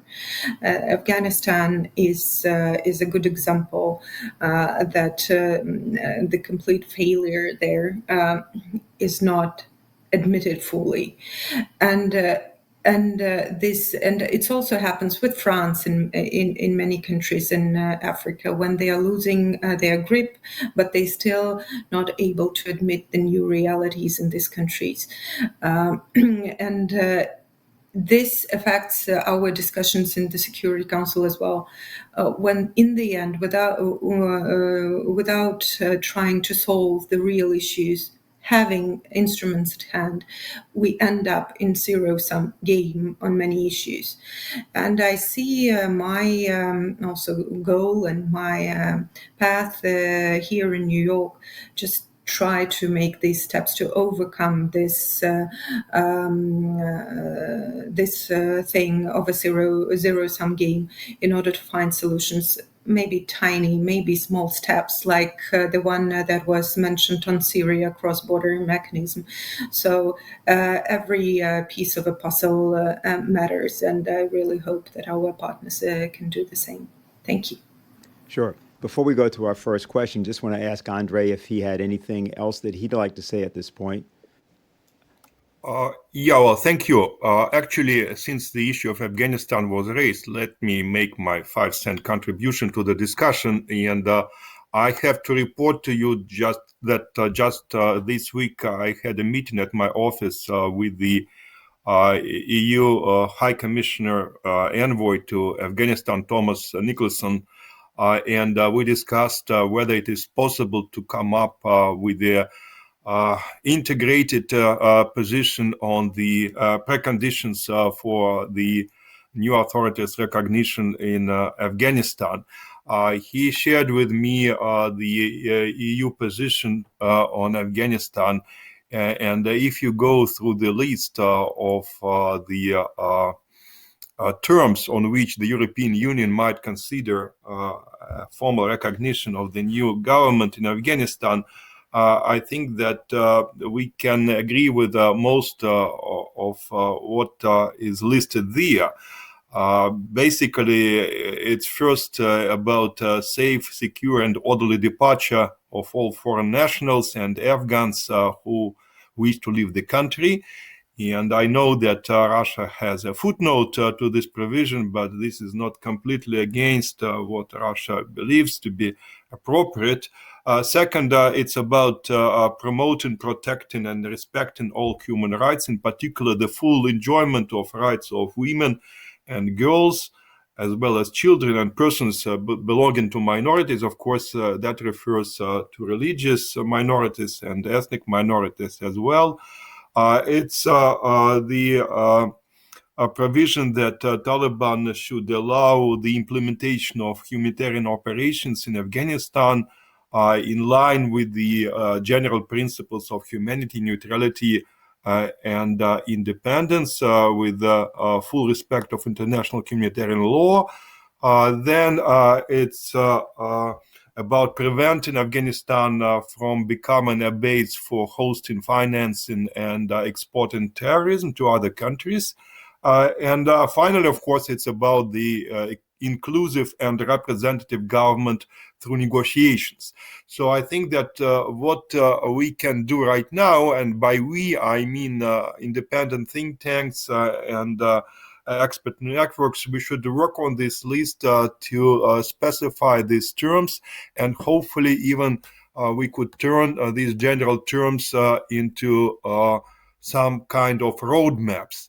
If we are able to put together a coalition, I think we can pass our findings to Ambassador Evstigneeva and to her colleagues in New York, and maybe they could turn some of our ideas into another UN Security Council resolution. Because I fully agree with Helga. Winter is approaching. It's not just about food, it's about fuel. It's about basic medicines. I think that urban areas in Afghanistan already suffer a lot, and they will suffer more when it gets colder. And we need to do something. We need to do something really fast. And I suggest that we should start working without any further delay. Thank you. All right, very good. I know that Ambassador Evstigneeva has some limitations on her schedule. We're going to try, I guess, to get one question in. But if she has to go, I just want to mention, from my own standpoint, you might try engaging some of your American colleagues in some reading, some good literature, good Russian literature. I would suggest two novels: the Alexander Herzen's "Who is to Blame" and Chernyshevsky's "What is to be Done." And maybe if we can get them to concentrate on the second a little bit more than the first, we might get a little bit more progress in our relations in general. Can we go to Errol Rasmussen, who I think we have? Okay. Hi, Earl, is that you? And you are, right, the head of the Eurasia Center, so go right ahead. I'm a vice president at Eurasia Center. So this is kind of a broad question, but let me kind of try to free focus it. I mean, I think we all know that I want to thank all the speakers. I agree with all their perceptions and their perspectives, and I think it's very critical. We're just in a tense environment. Right now, we're faced with multiple different tense situations going on. You've got the migrant crisis, which is continuing, and now Europe seeing more along the Belarus border. But a lot of that is as a result of Western policies, whether that's the Middle East, whether that's Afghanistan. Additionally, we've got the issues within, we've got the energy crisis going on, and which also leads back to some policies that the European Union made themselves. And we've got other very tense situations, Ukraine, Syria, South China Sea, Taiwan. And at the same time, I don't know what positive steps are being made. Very positive on the news on Afghanistan. But we've got a lot of rhetoric. We've got the sanction diplomacy occurring as normal. What seems like in a very tense situation? Let's just pick one: the Polish Belaruses in that area there. What steps can we take to kind of step back? Because it seems like an accident could easily occur, which could blow up quite easily. Okay. So, Ambassador, could you want to take that first? Well, probably Andrey can pick it up first if he wishes to. Okay. He's Yeah, on strategic issues. Okay. Yeah, sure. Well, first of all, I think that specifically on the Belarus-Polish crisis, it is important the two sides to establish direct communications. I understand that Poles do not want to talk to Alexander Lukashenko. They do not recognize Lukashenko as the legitimate president of Belarus. But these crises cannot be resolved if Belarusian authorities are not directly engaged. And this is clear. Second, I think that we should somehow separate this specific situation from adjacent complications and crises. For example, in the West, they tried to link these crises and the military exercises that Russia conducts with Belarus now, or with the alleged concentration of Russian troops on the border with Ukraine. First of all, this concentration has never been confirmed even by the Ukrainian side. But second, I don't think that we should put everything into the same basket, because there are various issues, including the gas export of Russia to Europe and the recent breakdown of communication lines between NATO and Russia. We should take one piece after another. And finally, speaking of the migration crisis, I think that we should start thinking about continental migration strategy. Unfortunately, cooperation in migration management has never been strong between Europe and, let us say, Eurasia. But the reality is that you cannot separate one part of the continent from the other part of the continent. We need to have mechanisms to exchange statistics, to exchange best practices and failures on migration, to exchange information on readmissions, and many other issues which, in my view, can be separated from political disagreements. Migrations are likely to become more and more important, and we spoke about Afghanistan. If and when they open borders, I can foresee a major flow of Afghanistan from Afghanistan to Pakistan to Turkey and arguably further to Europe. We should be ready to see a new wave of migrations rising, and that calls for more cooperation, not only between donor countries, but also between recipient countries. All right. Any further comments, or we let that stand? Oh, go ahead. Yeah, right. In my view, it's much about the responsible decision making on behalf of Europeans in this case. So it's so evident now that some decisions are taken in European capitals and in Brussels, and that are not that are made on the basis of some political sentiments, anti-Russian, anti-Belarusian, anti-whoever. But in the end, these countries were not thinking about what it can lead to. And frankly speaking, I thought that the situation with Ukraine, what happened in 2014, should have taught Europeans that that following the American line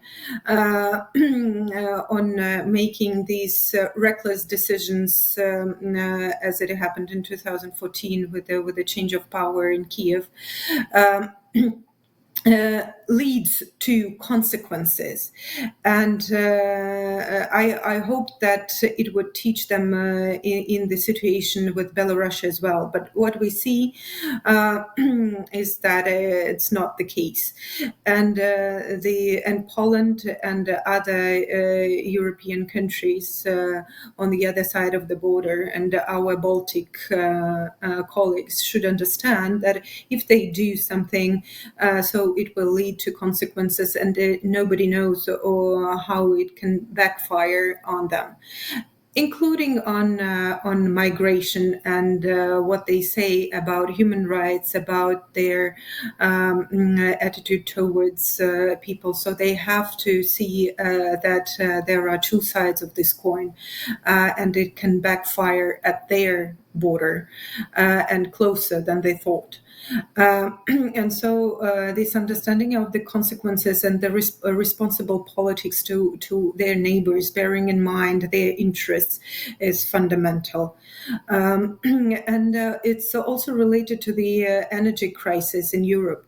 And we have a lot of discussions on the climate change and how it's related to peace and security, what could be done to mitigate the effects of climate change. But here as well, the decisions should be responsible. So other countries like China and Russia could be accused of being opportunistic here, but it's making decisions that might lead to energy crisis is not something they should have pursued. And a lot here was also dependent on the decision taken in European Union about changing the sources of energy supply, and also how they communicated and treated Russia in the past.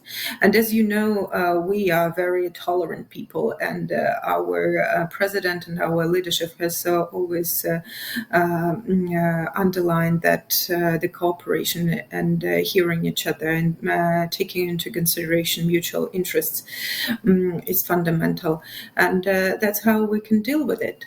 But this is the bumpy road. That's clear. Thank you. Mm-hmm. Thank you. Helga, I realize you may have some thoughts about this, and I also want to put something in at this point, because we just got a question in which will be relevant for you, Helga. This is from Edward Lazansky, Dr. Edward Lazansky, the president and founder of the American University in Moscow. And his question is, taking into account this most dangerous situation, is there any way to poll the American people about their attitude toward the current U.S. policy toward Russia? So I just wanted to put that in, Helga, because he had that as a specific matter he wanted to ask you. Yeah, I want to also comment on what was said previously, including by Mr. Rasmussen, the question he asked. I mean, the conceptual problem is, unfortunately, our Chinese speaker is not able to participate in the discussion because of the 12-hour time difference, and it's sort of, too late.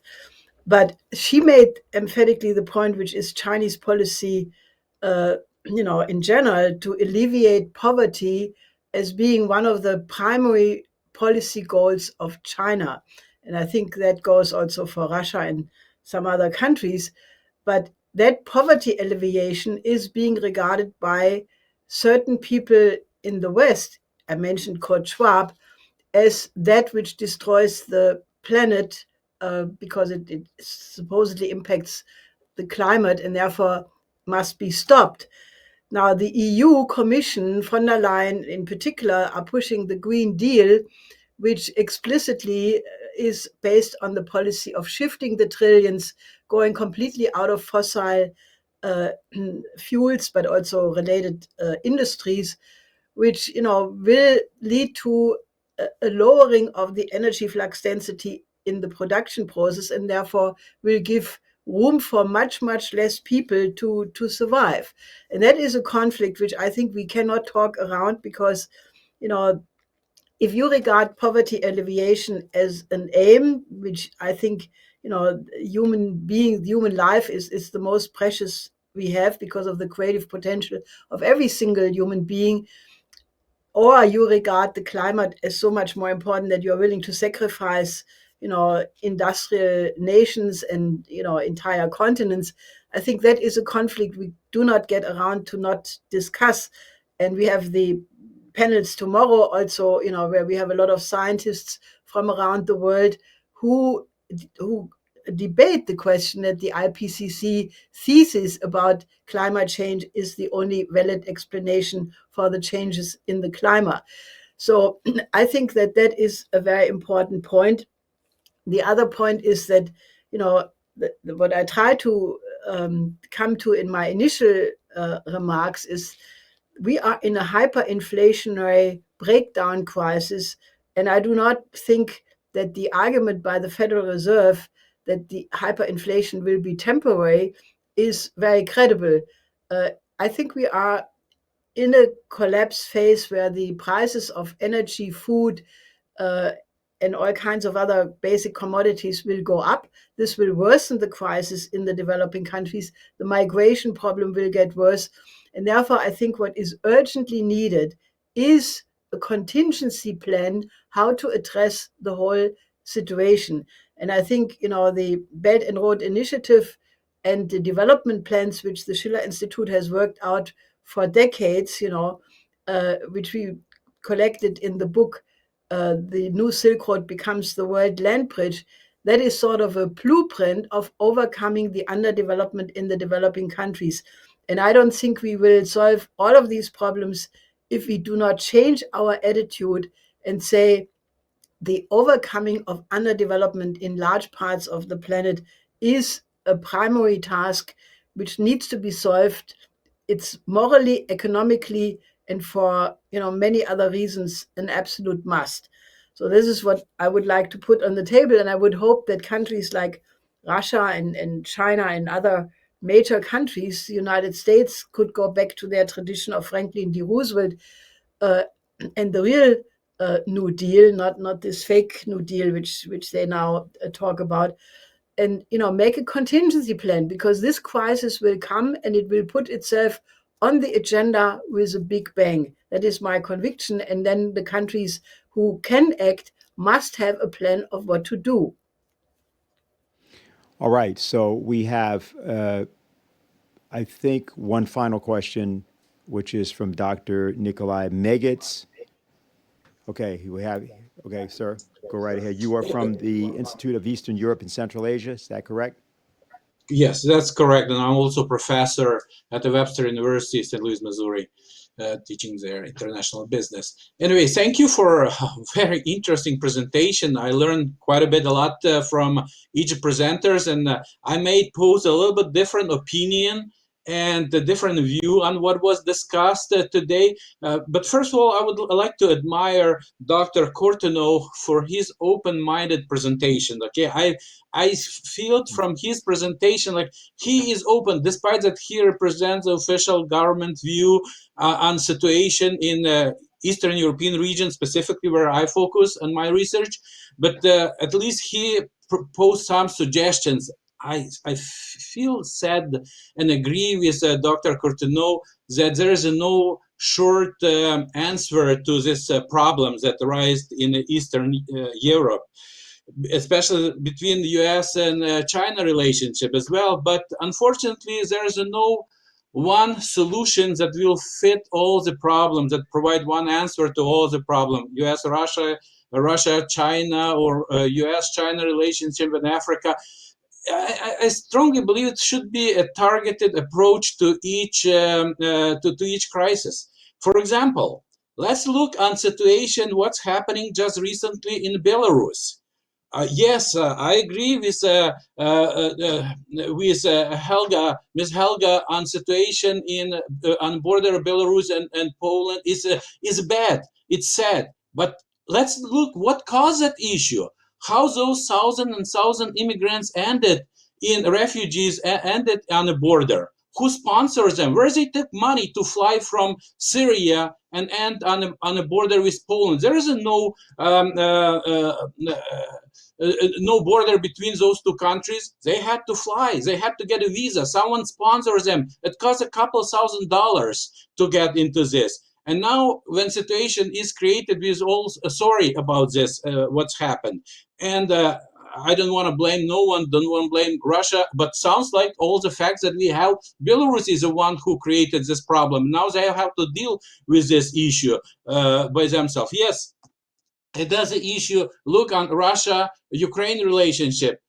Number one, we don't like sanctions, okay? Nobody likes sanctions, but this is a fact. And question, what is a proposal from the Russian side to end these sanctions? Is it going to be forever that we will say, no, we don't care what America is doing? Or you have a strategic plan how to move one step toward the resolution of that America can ease those sanctions? And where those troops, Russian troops ended on Ukrainian soil in Donetsk? Okay, definitely situation in Crimea with election and annexation of Crimea is kind of this can be disputed based on the history. However, the issue of Donetsk region has to be resolved, and Russia has to play a more significant role in resolving this issue. That would be probably the first step from east side toward the west. And again, I would like to see this, it's more not a question, but more like, what do you propose? What are you working on recommending your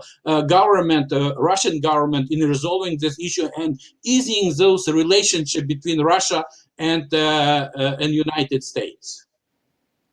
Okay, so that's your question. Okay. Yes. What is the Russian approach to ease those relationship between two countries? If it's a question to me, it's a big question. You know, speaking of the situation at the Polish-Ukrainian border, Polish-Belarusian border, I think one of the reasons why Lukashenko is not so cooperative is because he doesn't want to remain ostracized. He wants to be accepted as a legitimate leader of a country. And this is difficult because in Europe, especially if you take Poland, no one really wants to recognize Lukashenko as a rightful president of a sovereign country. I think that they will have to restart some kind of communication between Poland and Belarus. It is indispensable, though I also understand that some people in Poland might benefit from the current crisis because that distracts the attention in Europe from many problems that Warsaw has with Brussels. And I don't want to get into details, but definitely for the ruling coalition in Poland, this crisis is an opportunity to consolidate its electorate and to strengthen its domestic political positions. Now, when we get to Russia and the United States, I agree with you that Ukraine remains one of the most important issues which divides the two countries. And I think that the gap in perceptions in the United States and in Russia about what's going on in Ukraine is not likely to disappear anytime soon. However, I will sound trivial, but we should think about small incremental steps in the direction of the implementation of Minsk agreements. I understand that it's difficult to imagine how these agreements can be implemented in full. I think it will probably not happen. But we give advice to our government on specific measures in the military field in order to stabilize the situation, to reduce the risks of an inadvertent escalation, in order to make sure that there is a process of gradual stabilization of the situation in East Ukraine. And that includes monitoring missions and demining and expanding the number of OSCE observers and many other things which will not produce a revolution, but which might make the situation a little bit more predictable and hopefully a little bit less explosive. If you go beyond Ukraine, I think that what we really need to do strategically is to come up with some common understanding about what kind of world order we would like to have. In 5 years down the road, 10 years, 20 years down the road. I think that until we come to this common understanding between major powers, including the United States and China and Russia and the European Union, until we get to this point, it would be very difficult to work on specific issues. That's why, I'm a strong supporter of the idea there should be a peace meeting, maybe in New York, maybe elsewhere, where they should discuss not only strategic stability, which is important in itself, but they should discuss more general issues about how they would like to see the new global security ecosystem. I would even say security and development ecosystem, because if there is no understanding of the future, it's very difficult to deal with the problems of today. And I don't think that we will have any kind of breakthrough anytime soon.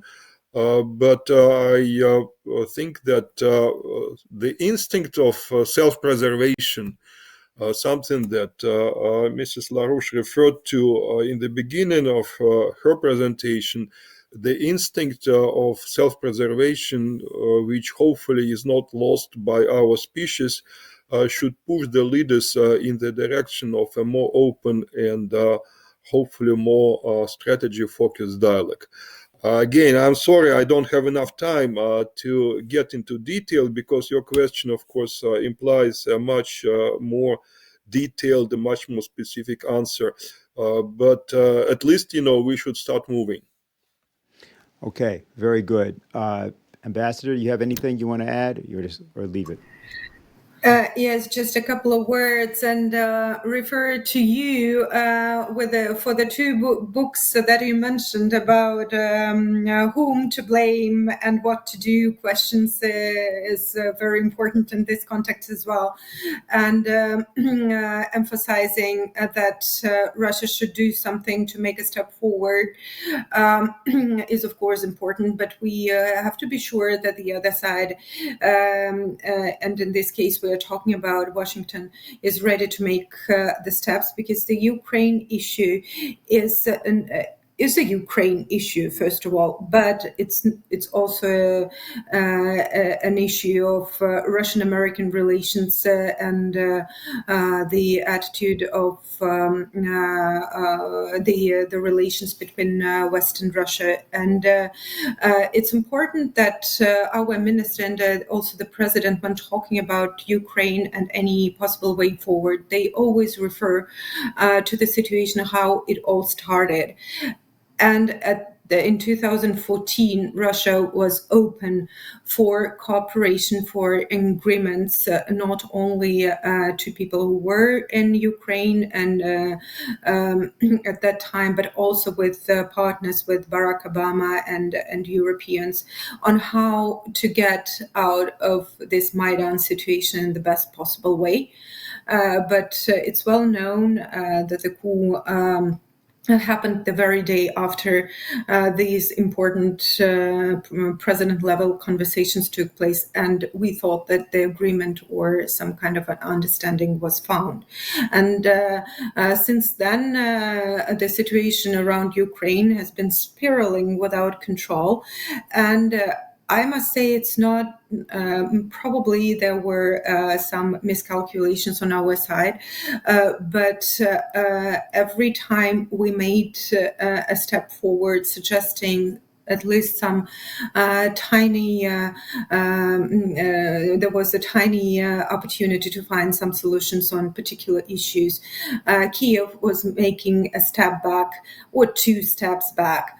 And it's easily, the situation, it's very easy to follow the events about the documents that were adopted by Normandy 4, and of course fundamental the Minsk agreements.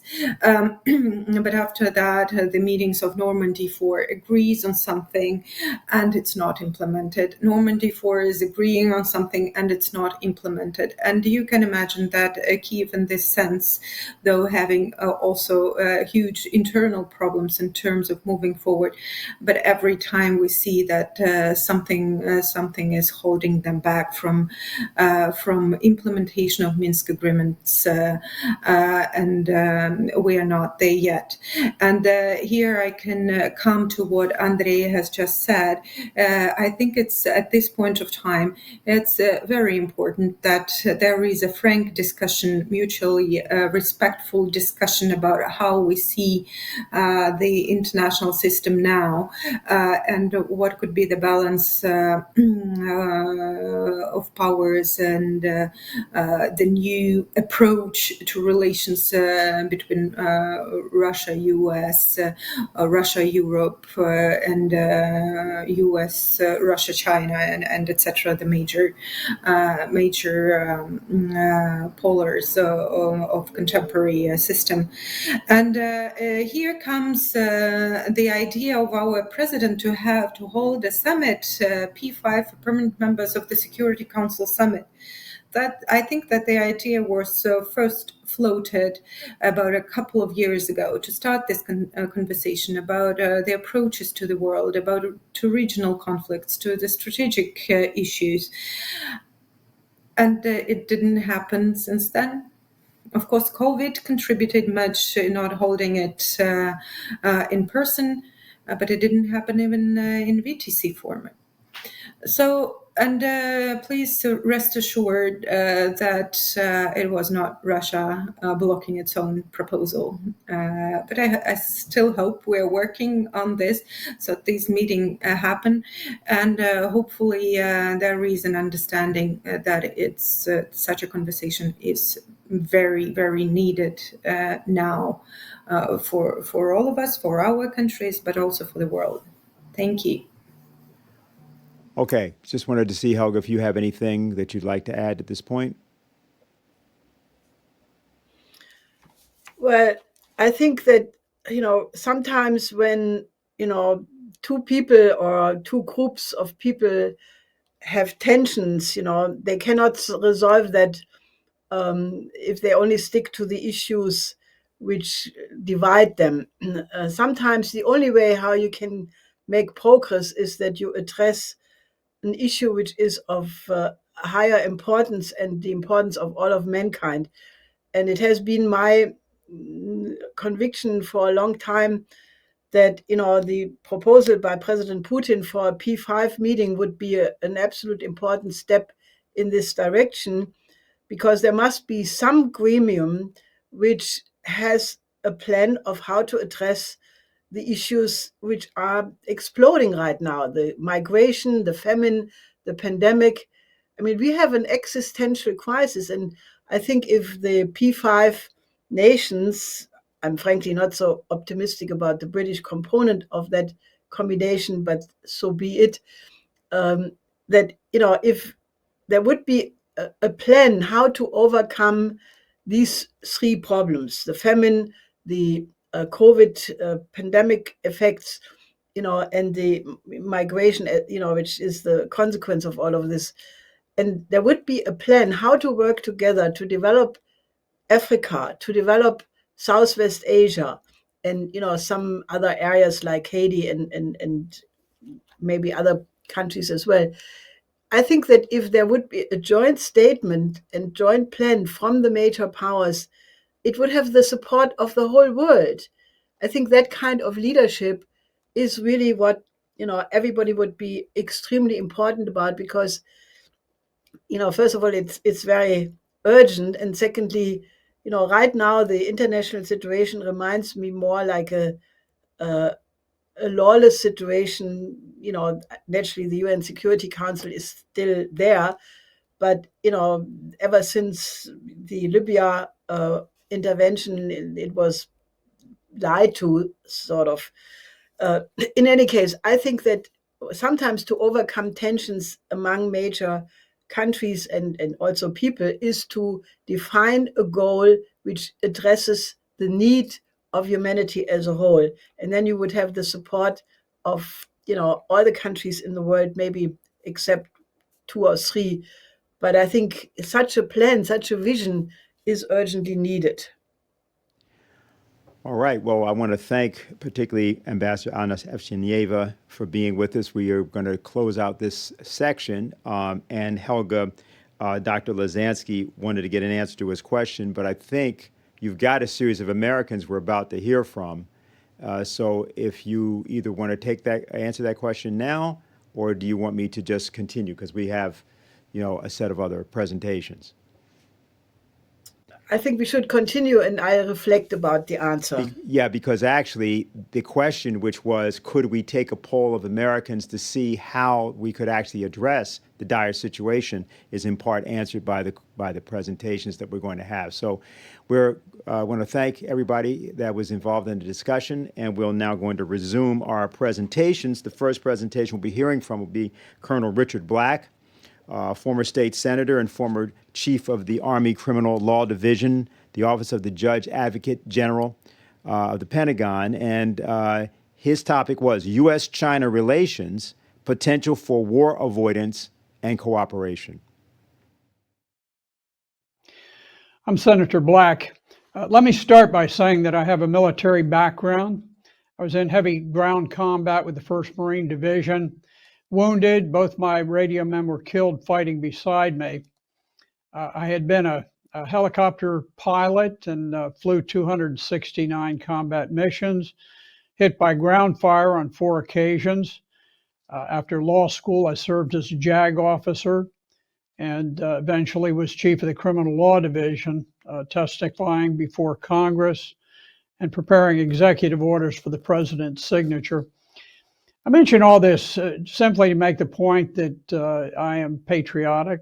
I've shed blood for the country, but I have no interest in fighting in the defense of Taiwan or for the glory of the global oligarchs who profit so much from war. I'm concerned by growing Sino-American tensions, and I disagree with those who feel that the United States must ensure hegemony in Asia. So let me start by reviewing the situation with Taiwan. China regards Taiwan as a vital national interest. And having recognized a one China policy for decades, it's dangerous for the U.S. to reverse its long-standing policy that recognized that Taiwan was simply an integral part of China. President Nixon's historic visit to the People's Republic of China in 1971 led to a dramatic improvement in trade and security relations that raised living standards enormously for both Americans and Chinese. These momentous accomplishments were founded on the Shanghai Communique, which still is the basis for bilateral relations today. Nixon and Chinese Premier Zhou Enlai accommodated their divergent views on the issue of Taiwan by setting out a one China, two systems policy. And as long as that approach was handled with sensitivity and respect, we have maintained peace and harmony for half a century afterwards. Just to keep in mind, back in 1971, the U.S. permitted the United Nations General Assembly to enact Resolution 2758 that recognized the People's Republic of China as the only legitimate representative in the United Nations. So the government in Beijing replaced the Republic of China in Taiwan on the powerful 5-member UN Security Council. And as a result, most nations switched their diplomatic relations to Beijing and away from Taiwan. It was in 1979 that the US formally recognized the People's Republic of China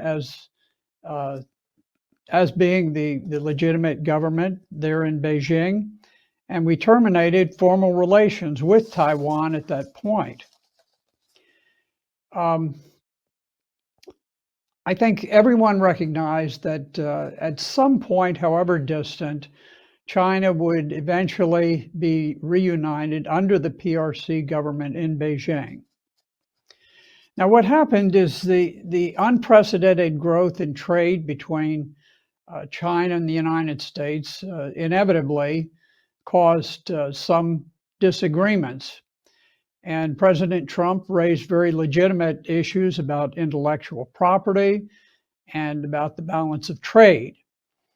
At first, those issues were addressed respectfully, but as domestic political pressures increased, both Democrats and Republicans began to adopt a more militant approach towards China, each party accusing the other of being soft on China.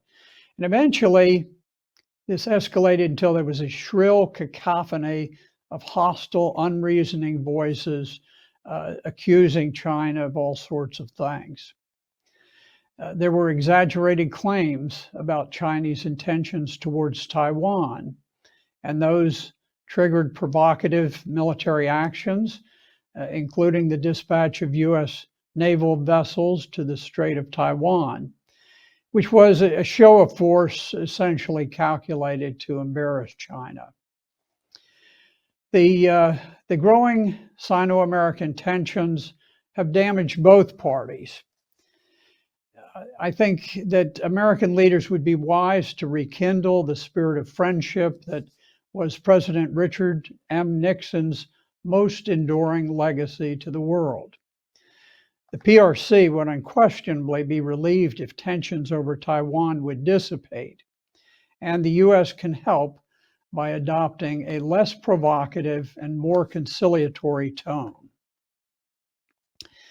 Resolving the One China issue is not the responsibility of the United States. It's an internal matter for resolution by the Chinese people.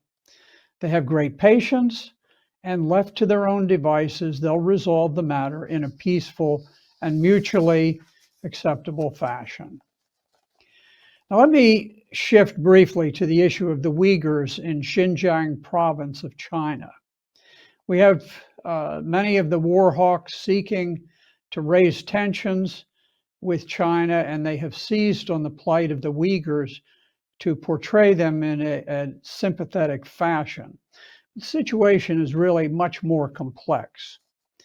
The Xinjiang province is a huge, arid northwestern region of China, sparsely populated. The United States has imposed sanctions on the production of goods produced by Uyghurs in the province, and that in turn has taken away jobs from Uyghurs and exacerbated their poverty. Now, just as the United States implemented actions to deter terrorism that we experienced on 9/11 and also after Pearl Harbor in the Second World War, the Chinese have similar motivations to suppress terrorism and to ensure the security of their people. In 2014, a knife-wielding group of terrorists seized the Kunming train station in Xinjiang province.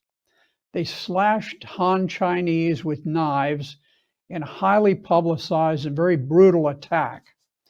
Over 170 people were killed or wounded by the knife-slashing terrorists. These were Uyghur separatists who carried a hand-painted East Turkestan flag, and they slaughtered dozens and dozens of helpless people. Those militants intend to adopt a 7th century brutal Islamic government, and they also are determined that they will purge all of the Han Chinese from this enormous province of China. The Chinese government simply had to react. There is no way that they could accept their people being slaughtered and expelled from a portion of their country. Now, reports that large numbers of Uyghurs have been placed in internment camps need to be put somewhat in perspective. If you go back to the Second World War, which was not really that long ago historically, after Pearl Harbor was attacked, the United States put all Japanese Americans in remote internment camps. Now, the Japanese Americans at that time had no record of violence against the American public at large. And yet it was uncontroversial to place them in internment camps. And even nations of South, Central, and Central America and Canada joined in what we were doing, and they placed Japanese citizens in internment camps. So I think we should be a little bit less critical of China, because unlike their situation, the Japanese Americans had never done anything to us, whereas the Uyghur militants have been extremely violent and disruptive. Now, there are many, many very fine Uyghur citizens, but the violent element is significant, and the Chinese government simply must take action and react. I would mention that there is a brigade of Uyghur militants presently acting under Al-Qaeda command in Idlib province of Syria. And they are situated there in order to learn terrorist tactics that they can eventually take back to China and use to overthrow the government of China there. Terrorism is a very, very dangerous thing for all nations, as we've experienced. And I think that we should refrain from releasing the Central Intelligence Agency to take actions that would enhance the terrorist activities of the Uyghurs in northwest China, and refrain from making the Uyghurs pawns in a dangerous game that destabilizes the world. Now, finally, let me just touch briefly on our actions regarding the quadrilateral security dialogue, what's called the Quad. The United States has recently formed an alliance of the United States, Australia, India, and Japan that has coordinated militarily and become increasingly hostile towards China. It is troubling to see that alliance take shape at the same time that the State Department and the Central Intelligence Agency seem to be moving quietly to perhaps encourage terrorist activities by the Uyghurs in China.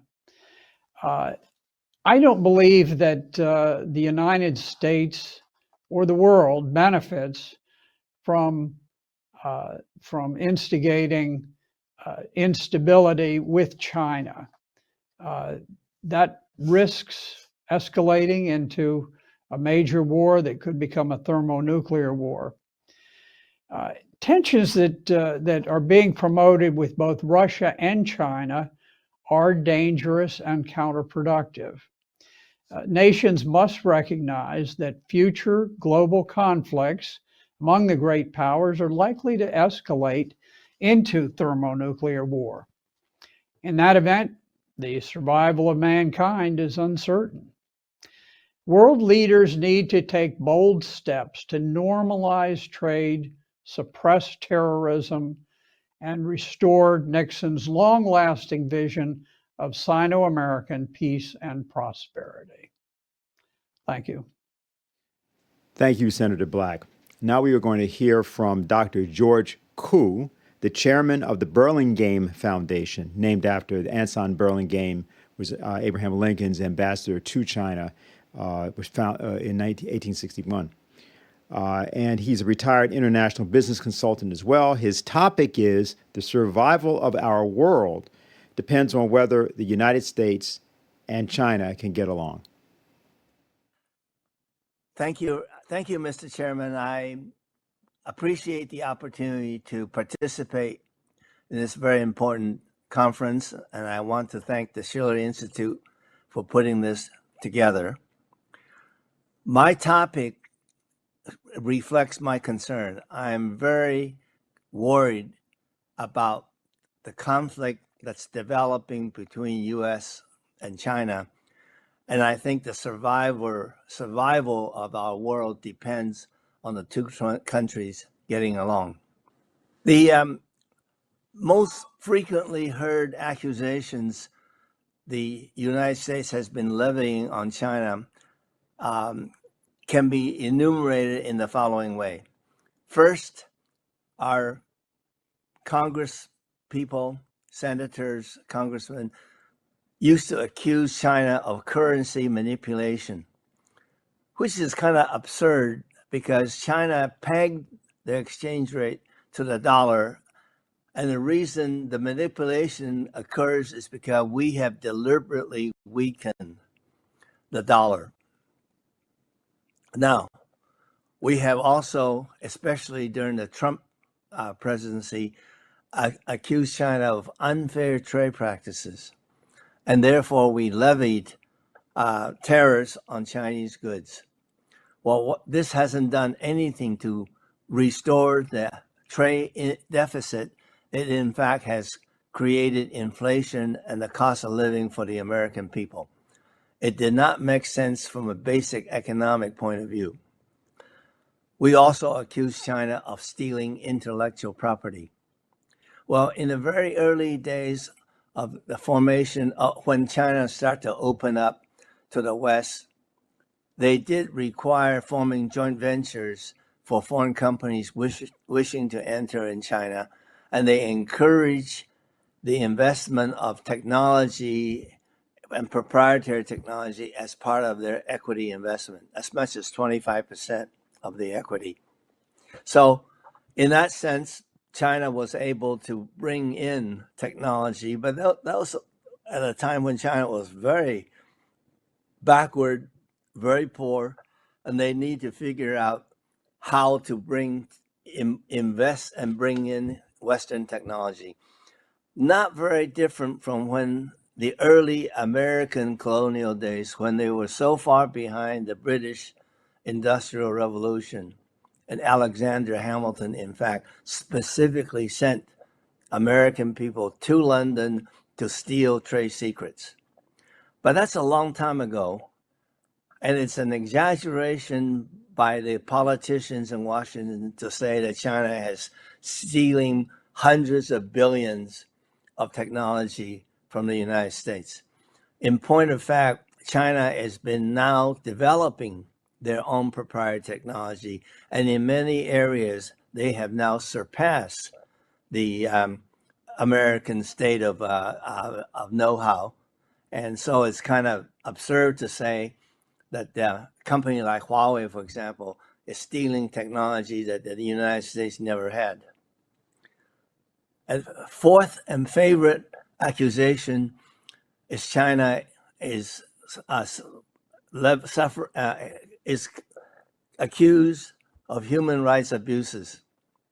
Well, how can you practice rampant human rights abuses when you take 850 million people out of poverty? China has repeatedly shown they care about the livelihood of every citizen inside China. And based on their Belt and Road initiative around the world, they show they care about the livelihood of everybody around the world.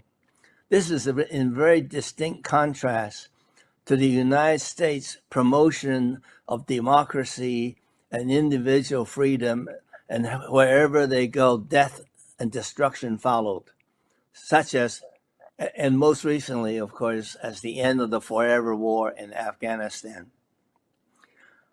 China is also accused of being a threat to U.S. national security. And as a result, ethnic Chinese Americans working in the science and technology field in the United States are harassed by the FBI, arrested without due process, their career and livelihood destroyed, and then without any apology or any offer of compensation, the Department of Justice frequently then just drop all the charges and leave these people to dangle by themselves. Another way of dealing with China as a threat to national security is our so-called freedom of navigation in South China Sea. We are threatening China by patrolling around the shores. In earlier days, we fly on the Chinese airspace to spy on what's going on, and yet we accuse them of being a threat, especially when we make a provocation and they respond, and then we say, see, their response is a provocation. The most important excuse me, accusation of national security is how we are pushing the line in Taiwan, especially when Pompeo was the Secretary of State and continued by the current Biden administration. We seem to have failed to honor and recognize the Shanghai Communique entered when Nixon visited China, recognizing that Taiwan has always been part of China. What we are doing is encouraging the Taipei government headed by DPP into thinking that the Americans will come to their aid if they should push too far. And this is a third rail that will put all of our security, the whole world's security, at risk. When all that is said and done, and by the way, we also say China cannot be trusted because they're not like a Western democracy. Well, if the United States is a model of Western democracy, we are setting a terrible example. In recent Pew Research surveys show approximately 80% of the nations surveyed, like UK, Germany, France, so on and so forth, 80% of the people believe the United States is no longer a worthy model of democracy. And that 80% figure includes the people of the United States. That just shows how far the U.S. has strayed. The real reason China is considered an adversary and threat is because the Chinese economy threatens to overtake the U.S., and that seems to something that the people in Washington can't stand. In terms of Belt and Road, China has qualified themselves because of all the infrastructure investment they made since the financial crisis of 2008. They built bridges, they built highways, they built high-speed rail. Now they're taking their expertise to the rest of the world and offering it to help the other countries. One simple example should illustrate how effective they have been. In Hanoi, they built a metro station, elevated, in 7 years' time. It was a 13.5 kilometer, 12 station. It's completed in 7 years. It's now operating. Japan also bid on a metro line. They started and it has been operating for 9 years, still not complete. It's 87% complete. And the cost overrun has canceled the low cost financing that Japan offered in the first place. So I have to ask, is China qualified to benefit the rest of the world? Can the U.S., with the recent Belt and Road initiative that Biden has announced, can they provide a competitive type of offer? Maybe so, maybe not. In any case, Belt and Road type of initiative should not be win-lose. It should be a win-win for everybody. So where are we going? Where are the two countries going at this point? Well, we are threatening, the United States is threatening to cut China off on access to any American technology, and denying semiconductors to Huawei, for example, is probably the most obvious example. Well, this will force China to go their own ways. And with their resources and their motivation, sooner or later, they will be able to develop their own indigenous technology. And that is a lose-lose outcome, because companies like TSMC, for example, will lose a good size of their market to China, and China will be able to build their own. Both markets will be smaller than the whole, and that's a losing outcome. The other difference is that because China is a one-party system, once they have consensus, they get things done. They move quickly. In the United States, especially the most recent three administrations, from Obama to Trump to Biden, they have been very good at kicking the can down the road. No politician wants to state the obvious and talk about common goals, common interests. They are always out to snipe on the other country. So what we are now seeing is that the world is moving away from the hegemony of the United States and looking to develop a multipolar world. And the United States doesn't seem to understand and recognize that this is the trend. We seem to be spending our energy trying to push China's head underwater rather than trying to compete on our own. In the meantime, China is focusing on the development of their technology and developing their economy. There's no question that China's economy, if not already surpassing U.S., certainly has on a purchasing power parity, and it's inevitable with their number of people that they will surpass the size of the U.S. economy.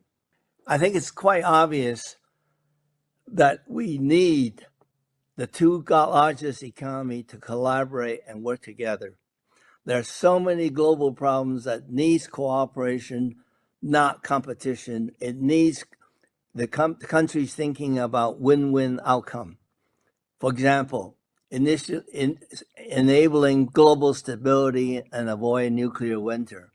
For example, controlling the refugee flow and stopping human trafficking. Combating and preventing pandemics. Diverting from arming to raising human life and human dignity. United to fight global terrorism.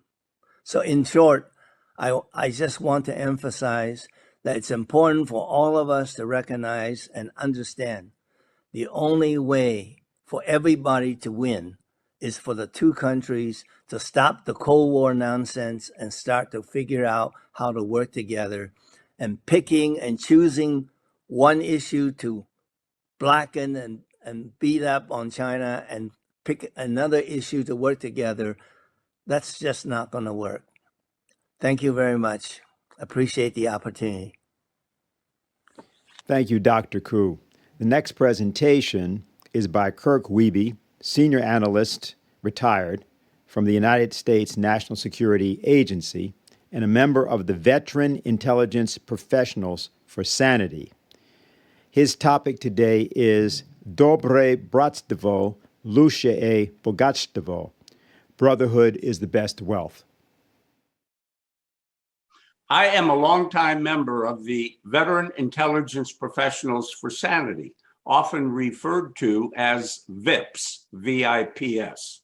As that name implies, we are deeply concerned as to how intelligence failures, as well as manipulation of the truth, can lead to catastrophic consequences.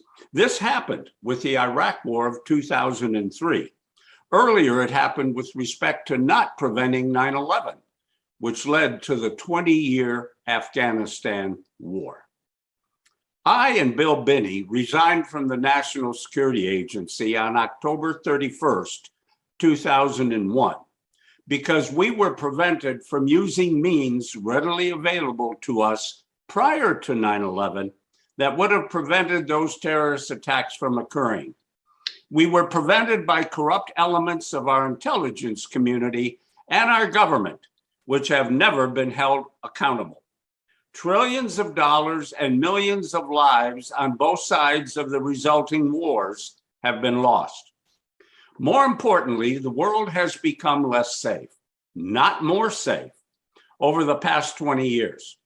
I believe that any talk of potential military confrontation or war with Russia, China, or other nations must be thoroughly discussed with the American people, as it never is, and by those, such as myself, in a position to reveal the true way these decisions are made, decisions which are often the opposite of those in the true interest of the United States itself. In my time at the National Security Agency, I specialized in intelligence pertaining to Russia. 4 years ago, Bill Binney and I, at the height of the Russiagate hoax, came to New York City to discuss our view that the story that Russia hacked the Democratic National Committee was in no way corroborated by evidence. The case of Julian Assange, we contend, and a different way, the case of Ed Snowden. If allowed to be heard by the people of the world, especially the grossly uninformed American people, would clear up mysteries. There is, in my view, no sign that Russia, and I very much doubt that China, wants a war with the United States.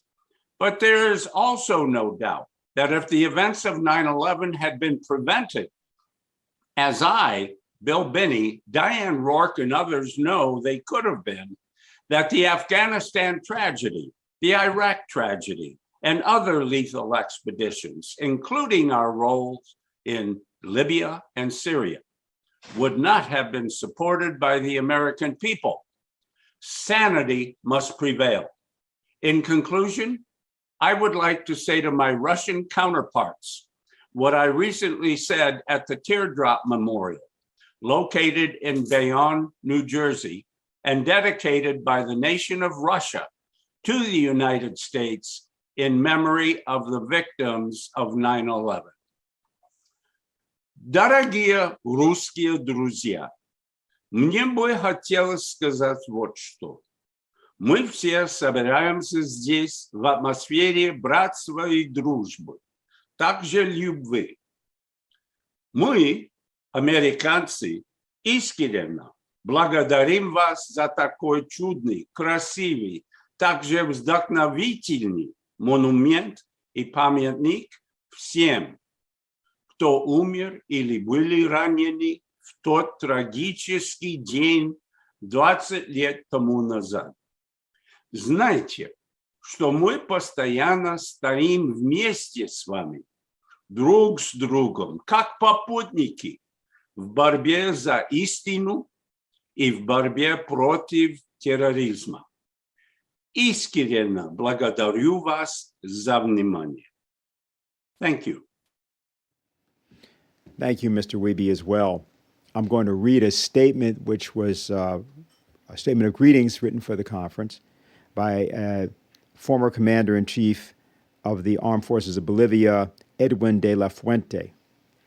He's the General of the Army. And he says, as a military man who is today involved in the politics of my country, Bolivia, I find myself impressed as never before with the activity of the Schiller Institute, led by that great comrade in arms, Helga Zepp-LaRouche. Her efforts to awaken the conscience of the world are laudable, and especially her concern for the enormous problems that threaten the planet's security, which she describes with simplicity and clarity. She is following in the footsteps of her late husband, that strategic genius Lyndon LaRouche, who contributed so much to world peace and, like the great economist that he was, gave us so much just by saying that the world economic system was at its end and was a crime against the survival of the human race and therefore to world peace. There is no doubt that our compañera, Helga, is a worthy representative of her late husband, Lyndon. This weekend's video conference will also be unsettling, as world society has the responsibility of resolving the problems of hunger and misery in Afghanistan and Haiti, demanding that the great powers put a halt to the possible loss of thousands of citizens, primarily children, in these countries, a crime of lèse humanité. I believe that in these 2 days we can remove many doubts, but more importantly, learn about a positive economic policy in these moments of crisis. I've been an admirer of the Schiller Institute and of Lyndon LaRouche from the time that I first had an opportunity to be nourished by their activities, studies, and research, but more than anything, what stood out to me was their concern for humanity without distinction of class, race, or nationality. They were also harsh critics of the United States and its economic system, its policies, and especially its political actions in response to world problems.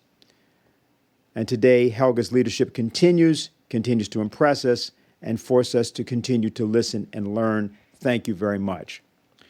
Now what we're going to do is going to return to our questions and answers. We have a limited period of time, but there are a few matters that we want to make sure get addressed. And so I guess the first thing I'd like to do is ask and see whether or not Helga wants to take up now. And I see Dr. Koo, you're with us too. Thank you very much for being here. But I wanted to know, Helga, whether you want to take up now that question from Ed Lazansky, and I'll just reference it to people who may not have heard it earlier. And he just asked this question: taking into account the most dangerous situation, is there any way to poll the American people about their attitude to the current U.S. policy toward Russia? I'd like to actually take the opportunity to extend that question because I think that Dr. Koo may have equally a view of how to handle the problem of registering the actual view of the American people toward China as well. But just wanted to know, Helga, if you want to take that up now. Well, I think the best way of approaching this is what we are doing with this conference. And I would urge all our participants and viewers to help to enlarge the audience of such fora, because as people may know, YouTube basically put a 1 week closing of our channel because of a program which was aired in January, and it just hits this conference. So, there's obviously, not exactly only joy about what we are doing here, but I think it's very important because, it is my deepest conviction, based not only on experience, but also on, knowledge and studying.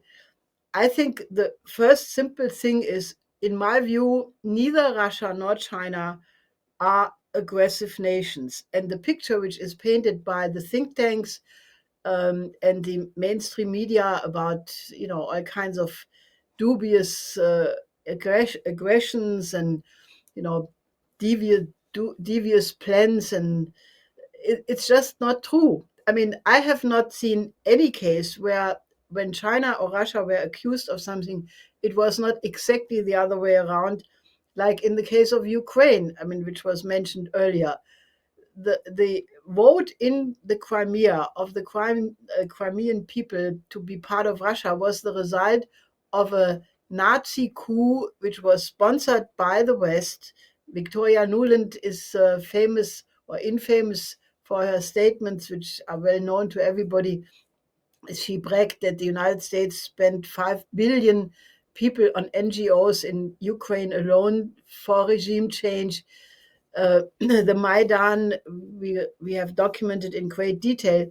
So what happened in Crimea was a reaction to a coup. And, I mean, we know what happened in the period before.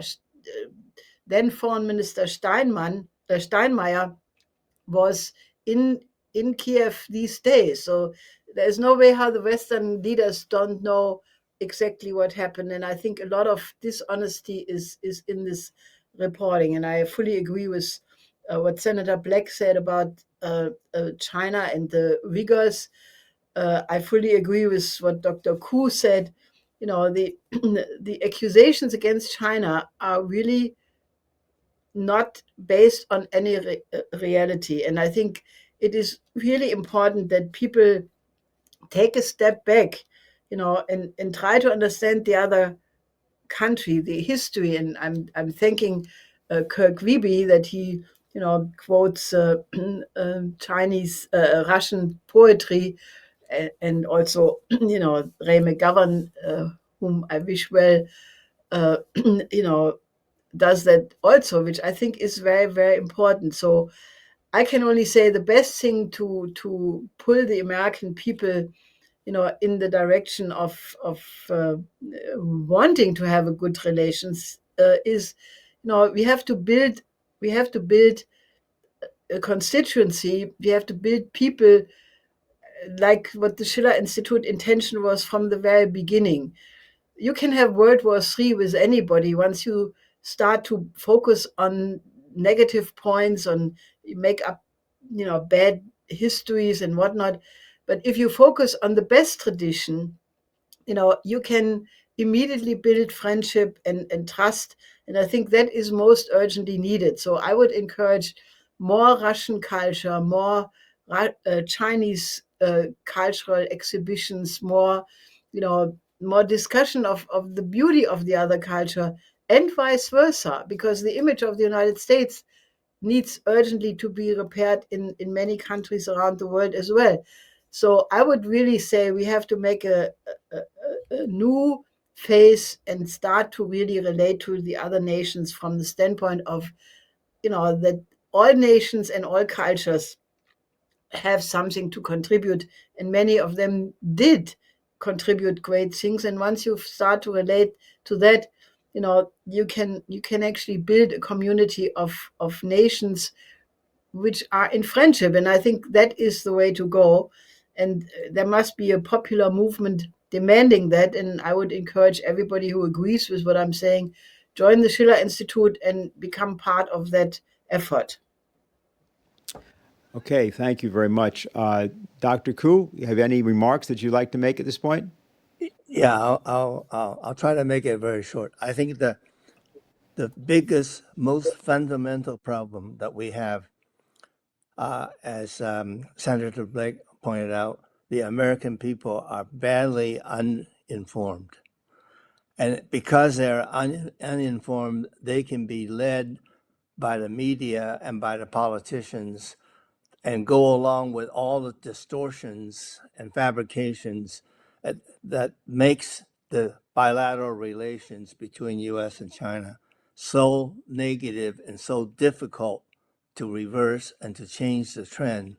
So I think we do have an uphill battle here, and certainly things that the Schiller Institute and others are doing, trying to shed more light on reality and on the truth, is important and is a continuing battle. And until the American people understand and realize that our leaders are putting our lives at risk, our sons and daughters, grandkids, their future at risk, until the American people object and will start to listen to real leaders that speaks at what's really at stake, and not the petty issues between the Republicans and the Democrats. Until that happens, I should say, in a positive way. When that happens, then I can see some hope in reversing this dismal trend that we're at. Thank you. Okay. I think we have a questioner. This is Madison Tang, I think, from Code Pink. Hi, are you able to hear us? Hi, yes, can you hear me? Yes. Yes, go right ahead. Great. Thanks for having me, and thanks for this conference by the Schiller Institute. And sorry, I think I'm getting a little feedback. Let me just make sure. Okay. I think that should be better. I'm with Code Pink Women for Peace and the China is Not Our Enemy campaign, working to end US-led aggression on China. So I will say that I think we have some different understandings and we also have consensus. Our values and beliefs are that we do need a big tent to stop US aggression on China and to create a prosperous future for all of our people and our planet, including human and non-human life. And I think for us, the idea of the cost to the planet from nuclear winter has been mentioned, or global war, is too severe to risk escalating tensions further. And I think it's time to stop the idea of a national security that we're working for. Instead, we need to securitize people if we're going to survive on the planet. And that includes prioritizing food security, as we've discussed today, as well as the need for renewable and clean energy. So I don't think these two things, I think they can coexist in being prioritized as needs. And one great example is Chinese scientists developing technology to produce animal feed from industrial gas byproducts. This would reduce their soy imports, which are now 80% of consumption, and reduce CO2 emissions at the same time, which is really remarkable technological advancement. But my question kind of builds on Dr. George Koo talking about how China in the West view can't be trusted because it's not a Western democracy. And then on the reverse side, we also see that Chinese and Russian leaders don't have a lot of trust or faith in the US government and its leaders because of a long history of reneging on agreements, hypocritical policies and statements, and just bad faith negotiations.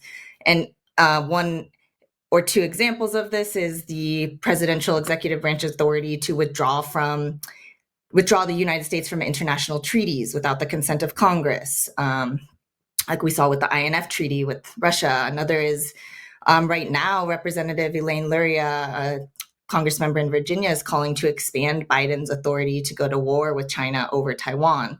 This would be without congressional approval. So that's one thing Code Pink is advocating against, trying to call to get folks to be aware that this risk of nuclear war is very real. So how can we find other ways to build this trust? What are some opportunities for building trust between the governments of the US and China in particular for these panelists in order to create more bilateralism that is built on a better foundation of trust? Any ideas for that? Thanks. Okay. Well, I'll make a quick comment, and I really hate to be such a negative person, but I think the American people has to understand China has steadily said that they will not be the first to fire, but they must have a credible second strike capability to deter any other country of thinking that they could launch an attack on China. And this is why they have been making so much technological advances in such thing as hypersonic missile and so on, just because they want to make sure that their threat is being treated seriously. And it's important American people understand that if our leaders in Washington starts anything, everybody will have to pay. And it's very, very serious and deadly. Helga? Well, I think if you ask around in African nations or Latin American nations, you will find that people generally are so thankful and appreciative because the Western powers could have developed Africa, Latin America and much of Asia, even parts of Europe, but they didn't.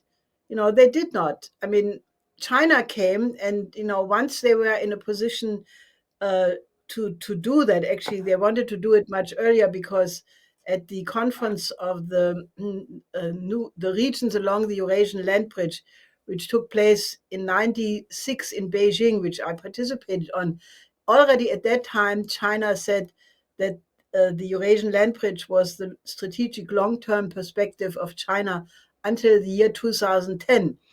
And projects were being built, like the railway to Iran and things like that. But then came the Asia crisis of '97, and this was a systemic crisis, which was then continued with the Russia GKO crisis.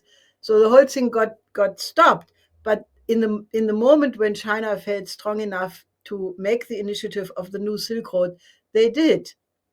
And in 8 years, this has become the largest infrastructure development program in the history of mankind ever. It completely dwarfs the Marshall Plan. And if other nations would take up the offer of the Chinese government to cooperate in a win-win way, I think China would be very happy, because the more countries would contribute, it would increase the stability, it would increase the benefits.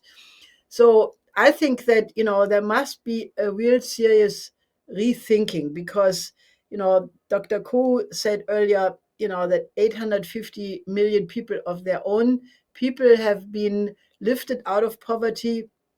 And I have been in China the first time in '71 during the Cultural Revolution, and I have a very vivid memory and many pictures from that time. And if I compare that to today, there is nothing like that. There has never been such a transformation of any country for the benefit of its own people. And they are now basically saying that they want to have a moderate, beautiful world, advanced culturally, and by the year 2050 or 2049. And if countries would just say, let's do that, we are in such an incredible moment of history, let's join hands and really do these tasks, like developing of all the countries which are right now in a terrible need. You know what it means to be hungry every day? Almost 1 billion people are hungry every day. 2 billion people have no fresh water. So if there would be just a stop of this stupid geopolitical confrontation, and one would say the tasks of humanity are so enormous, why don't we join hands and cooperate? It is just a small step, but it must be taken, and it should be supported by more and more people, so that there is a pressure from the population on the government to go in this direction. And I think that is what we have to build. Okay. You have any response? You have anything? That's fine. Oh, I appreciate. Yeah, I think that the Belt and Road Initiative can be very much a alternative path forward, especially an alternative to U.S. unilaterally imposed sanctions, which are creating a lot of the famines and food insecurity globally. So, thank you. Okay. Very good. Thank you very much for your question. Helga, I think our final question for today, for this panel, is the following. My question is about the role of education in a time of crisis. John Quincy Adams is known for bringing the Russian language into school classrooms. This was the 19th century, and believed that the next generation of students should value the culture and history of their distant friends. Could this be done today while including Chinese and Russian as languages, I think, to be taught in schools, and these cultures to be taught in part of the curriculum, and what would the long-term effect of that be? Well, I'm convinced since a long time that, once you would give to every child, a newborn child, no matter where it's born, the advantage of a universal education in the tradition of Wilhelm von Humboldt, who said that the aim of education is a beautiful character. And Humboldt defined that there are certain categories of knowledge which are more suitable to accomplish that beautiful character than others. One of them being, the command of your own high language in the form of poetry, the learning of other languages, the knowledge about universal history, the natural sciences, as well as music and and things like that. That every child has the potential to become a genius, and no second person will ever become another Einstein or another Beethoven, because genius is very unique. But can you imagine what it would do in terms of making a curriculum where children learn about universal history from the very beginning, that you take the history of humanity as your own, rather than just what your village or your nation has been accomplished. People grow up in a different species. And I mean, my late husband, Lyndon LaRouche, at some point in his life started to talk about that however important the nation state is, and it probably will be important for a very long time to come, because of tradition, culture, language, but that there will be another form of government or another form of living together for the human species, which surpasses that. And I think the pre-taste of that is how the astronauts are working together on the ISS, how astronauts report about their view on the planet from outer space. You realize the vastness of the universe. And if you remember the beautiful words of Lyndon LaRouche, which we heard at the beginning of this conference, I mean, we are a human species in a very large universe. 2 trillion galaxies are known to exist so far. I mean, if we want to survive what Lynn was saying about the great extinction, which takes place approximately every 65 million years, that may not be what your ordinary politician is concerned about, because he thinks about the next election date. But if we want to think about becoming the immortal species, which I think we should, because it would be such a waste if all the beautiful music by Beethoven would be composed for no reason, or the works of Pushkin and other great poets from other countries.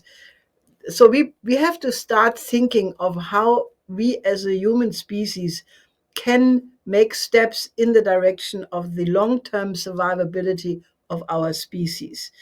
And to stop the stupid conflict among the nuclear powers, it's the first step, because if we can't manage that, there is the danger of an annihilation of the human species, and it's much closer than most people think.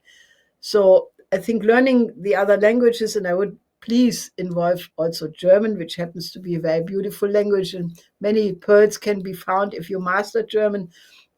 I think that is an absolute right step to go. So I would really join our listeners. We can make a renaissance, which if we exchange the knowledge about the other great cultural traditions, I'm absolutely certain that is the kind of environment in which a new renaissance can occur. And why should we always be condemned to the ugliness of our present so-called popular culture, that will be discussed tomorrow. But I think, there must be a desire for beauty, for, solving the problems. And I think that we are on the verge of accomplishing that if there are enough people of goodwill.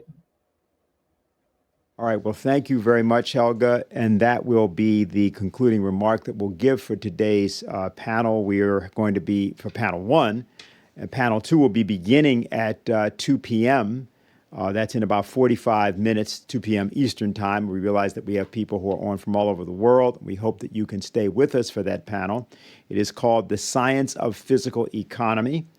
And we, again, welcome you all to become members of the Schiller Institute, and you'll be able to get more information. You can see at the bottom of our screen there a way to click onto that link and find out more. And for those who want to get some of the collected works of LaRouche, we referenced before the volume of LaRouche's collected works. This is the first of several volumes that will be being published by the LaRouche Legacy Foundation. So we'll see you again here, hopefully, in 45 minutes.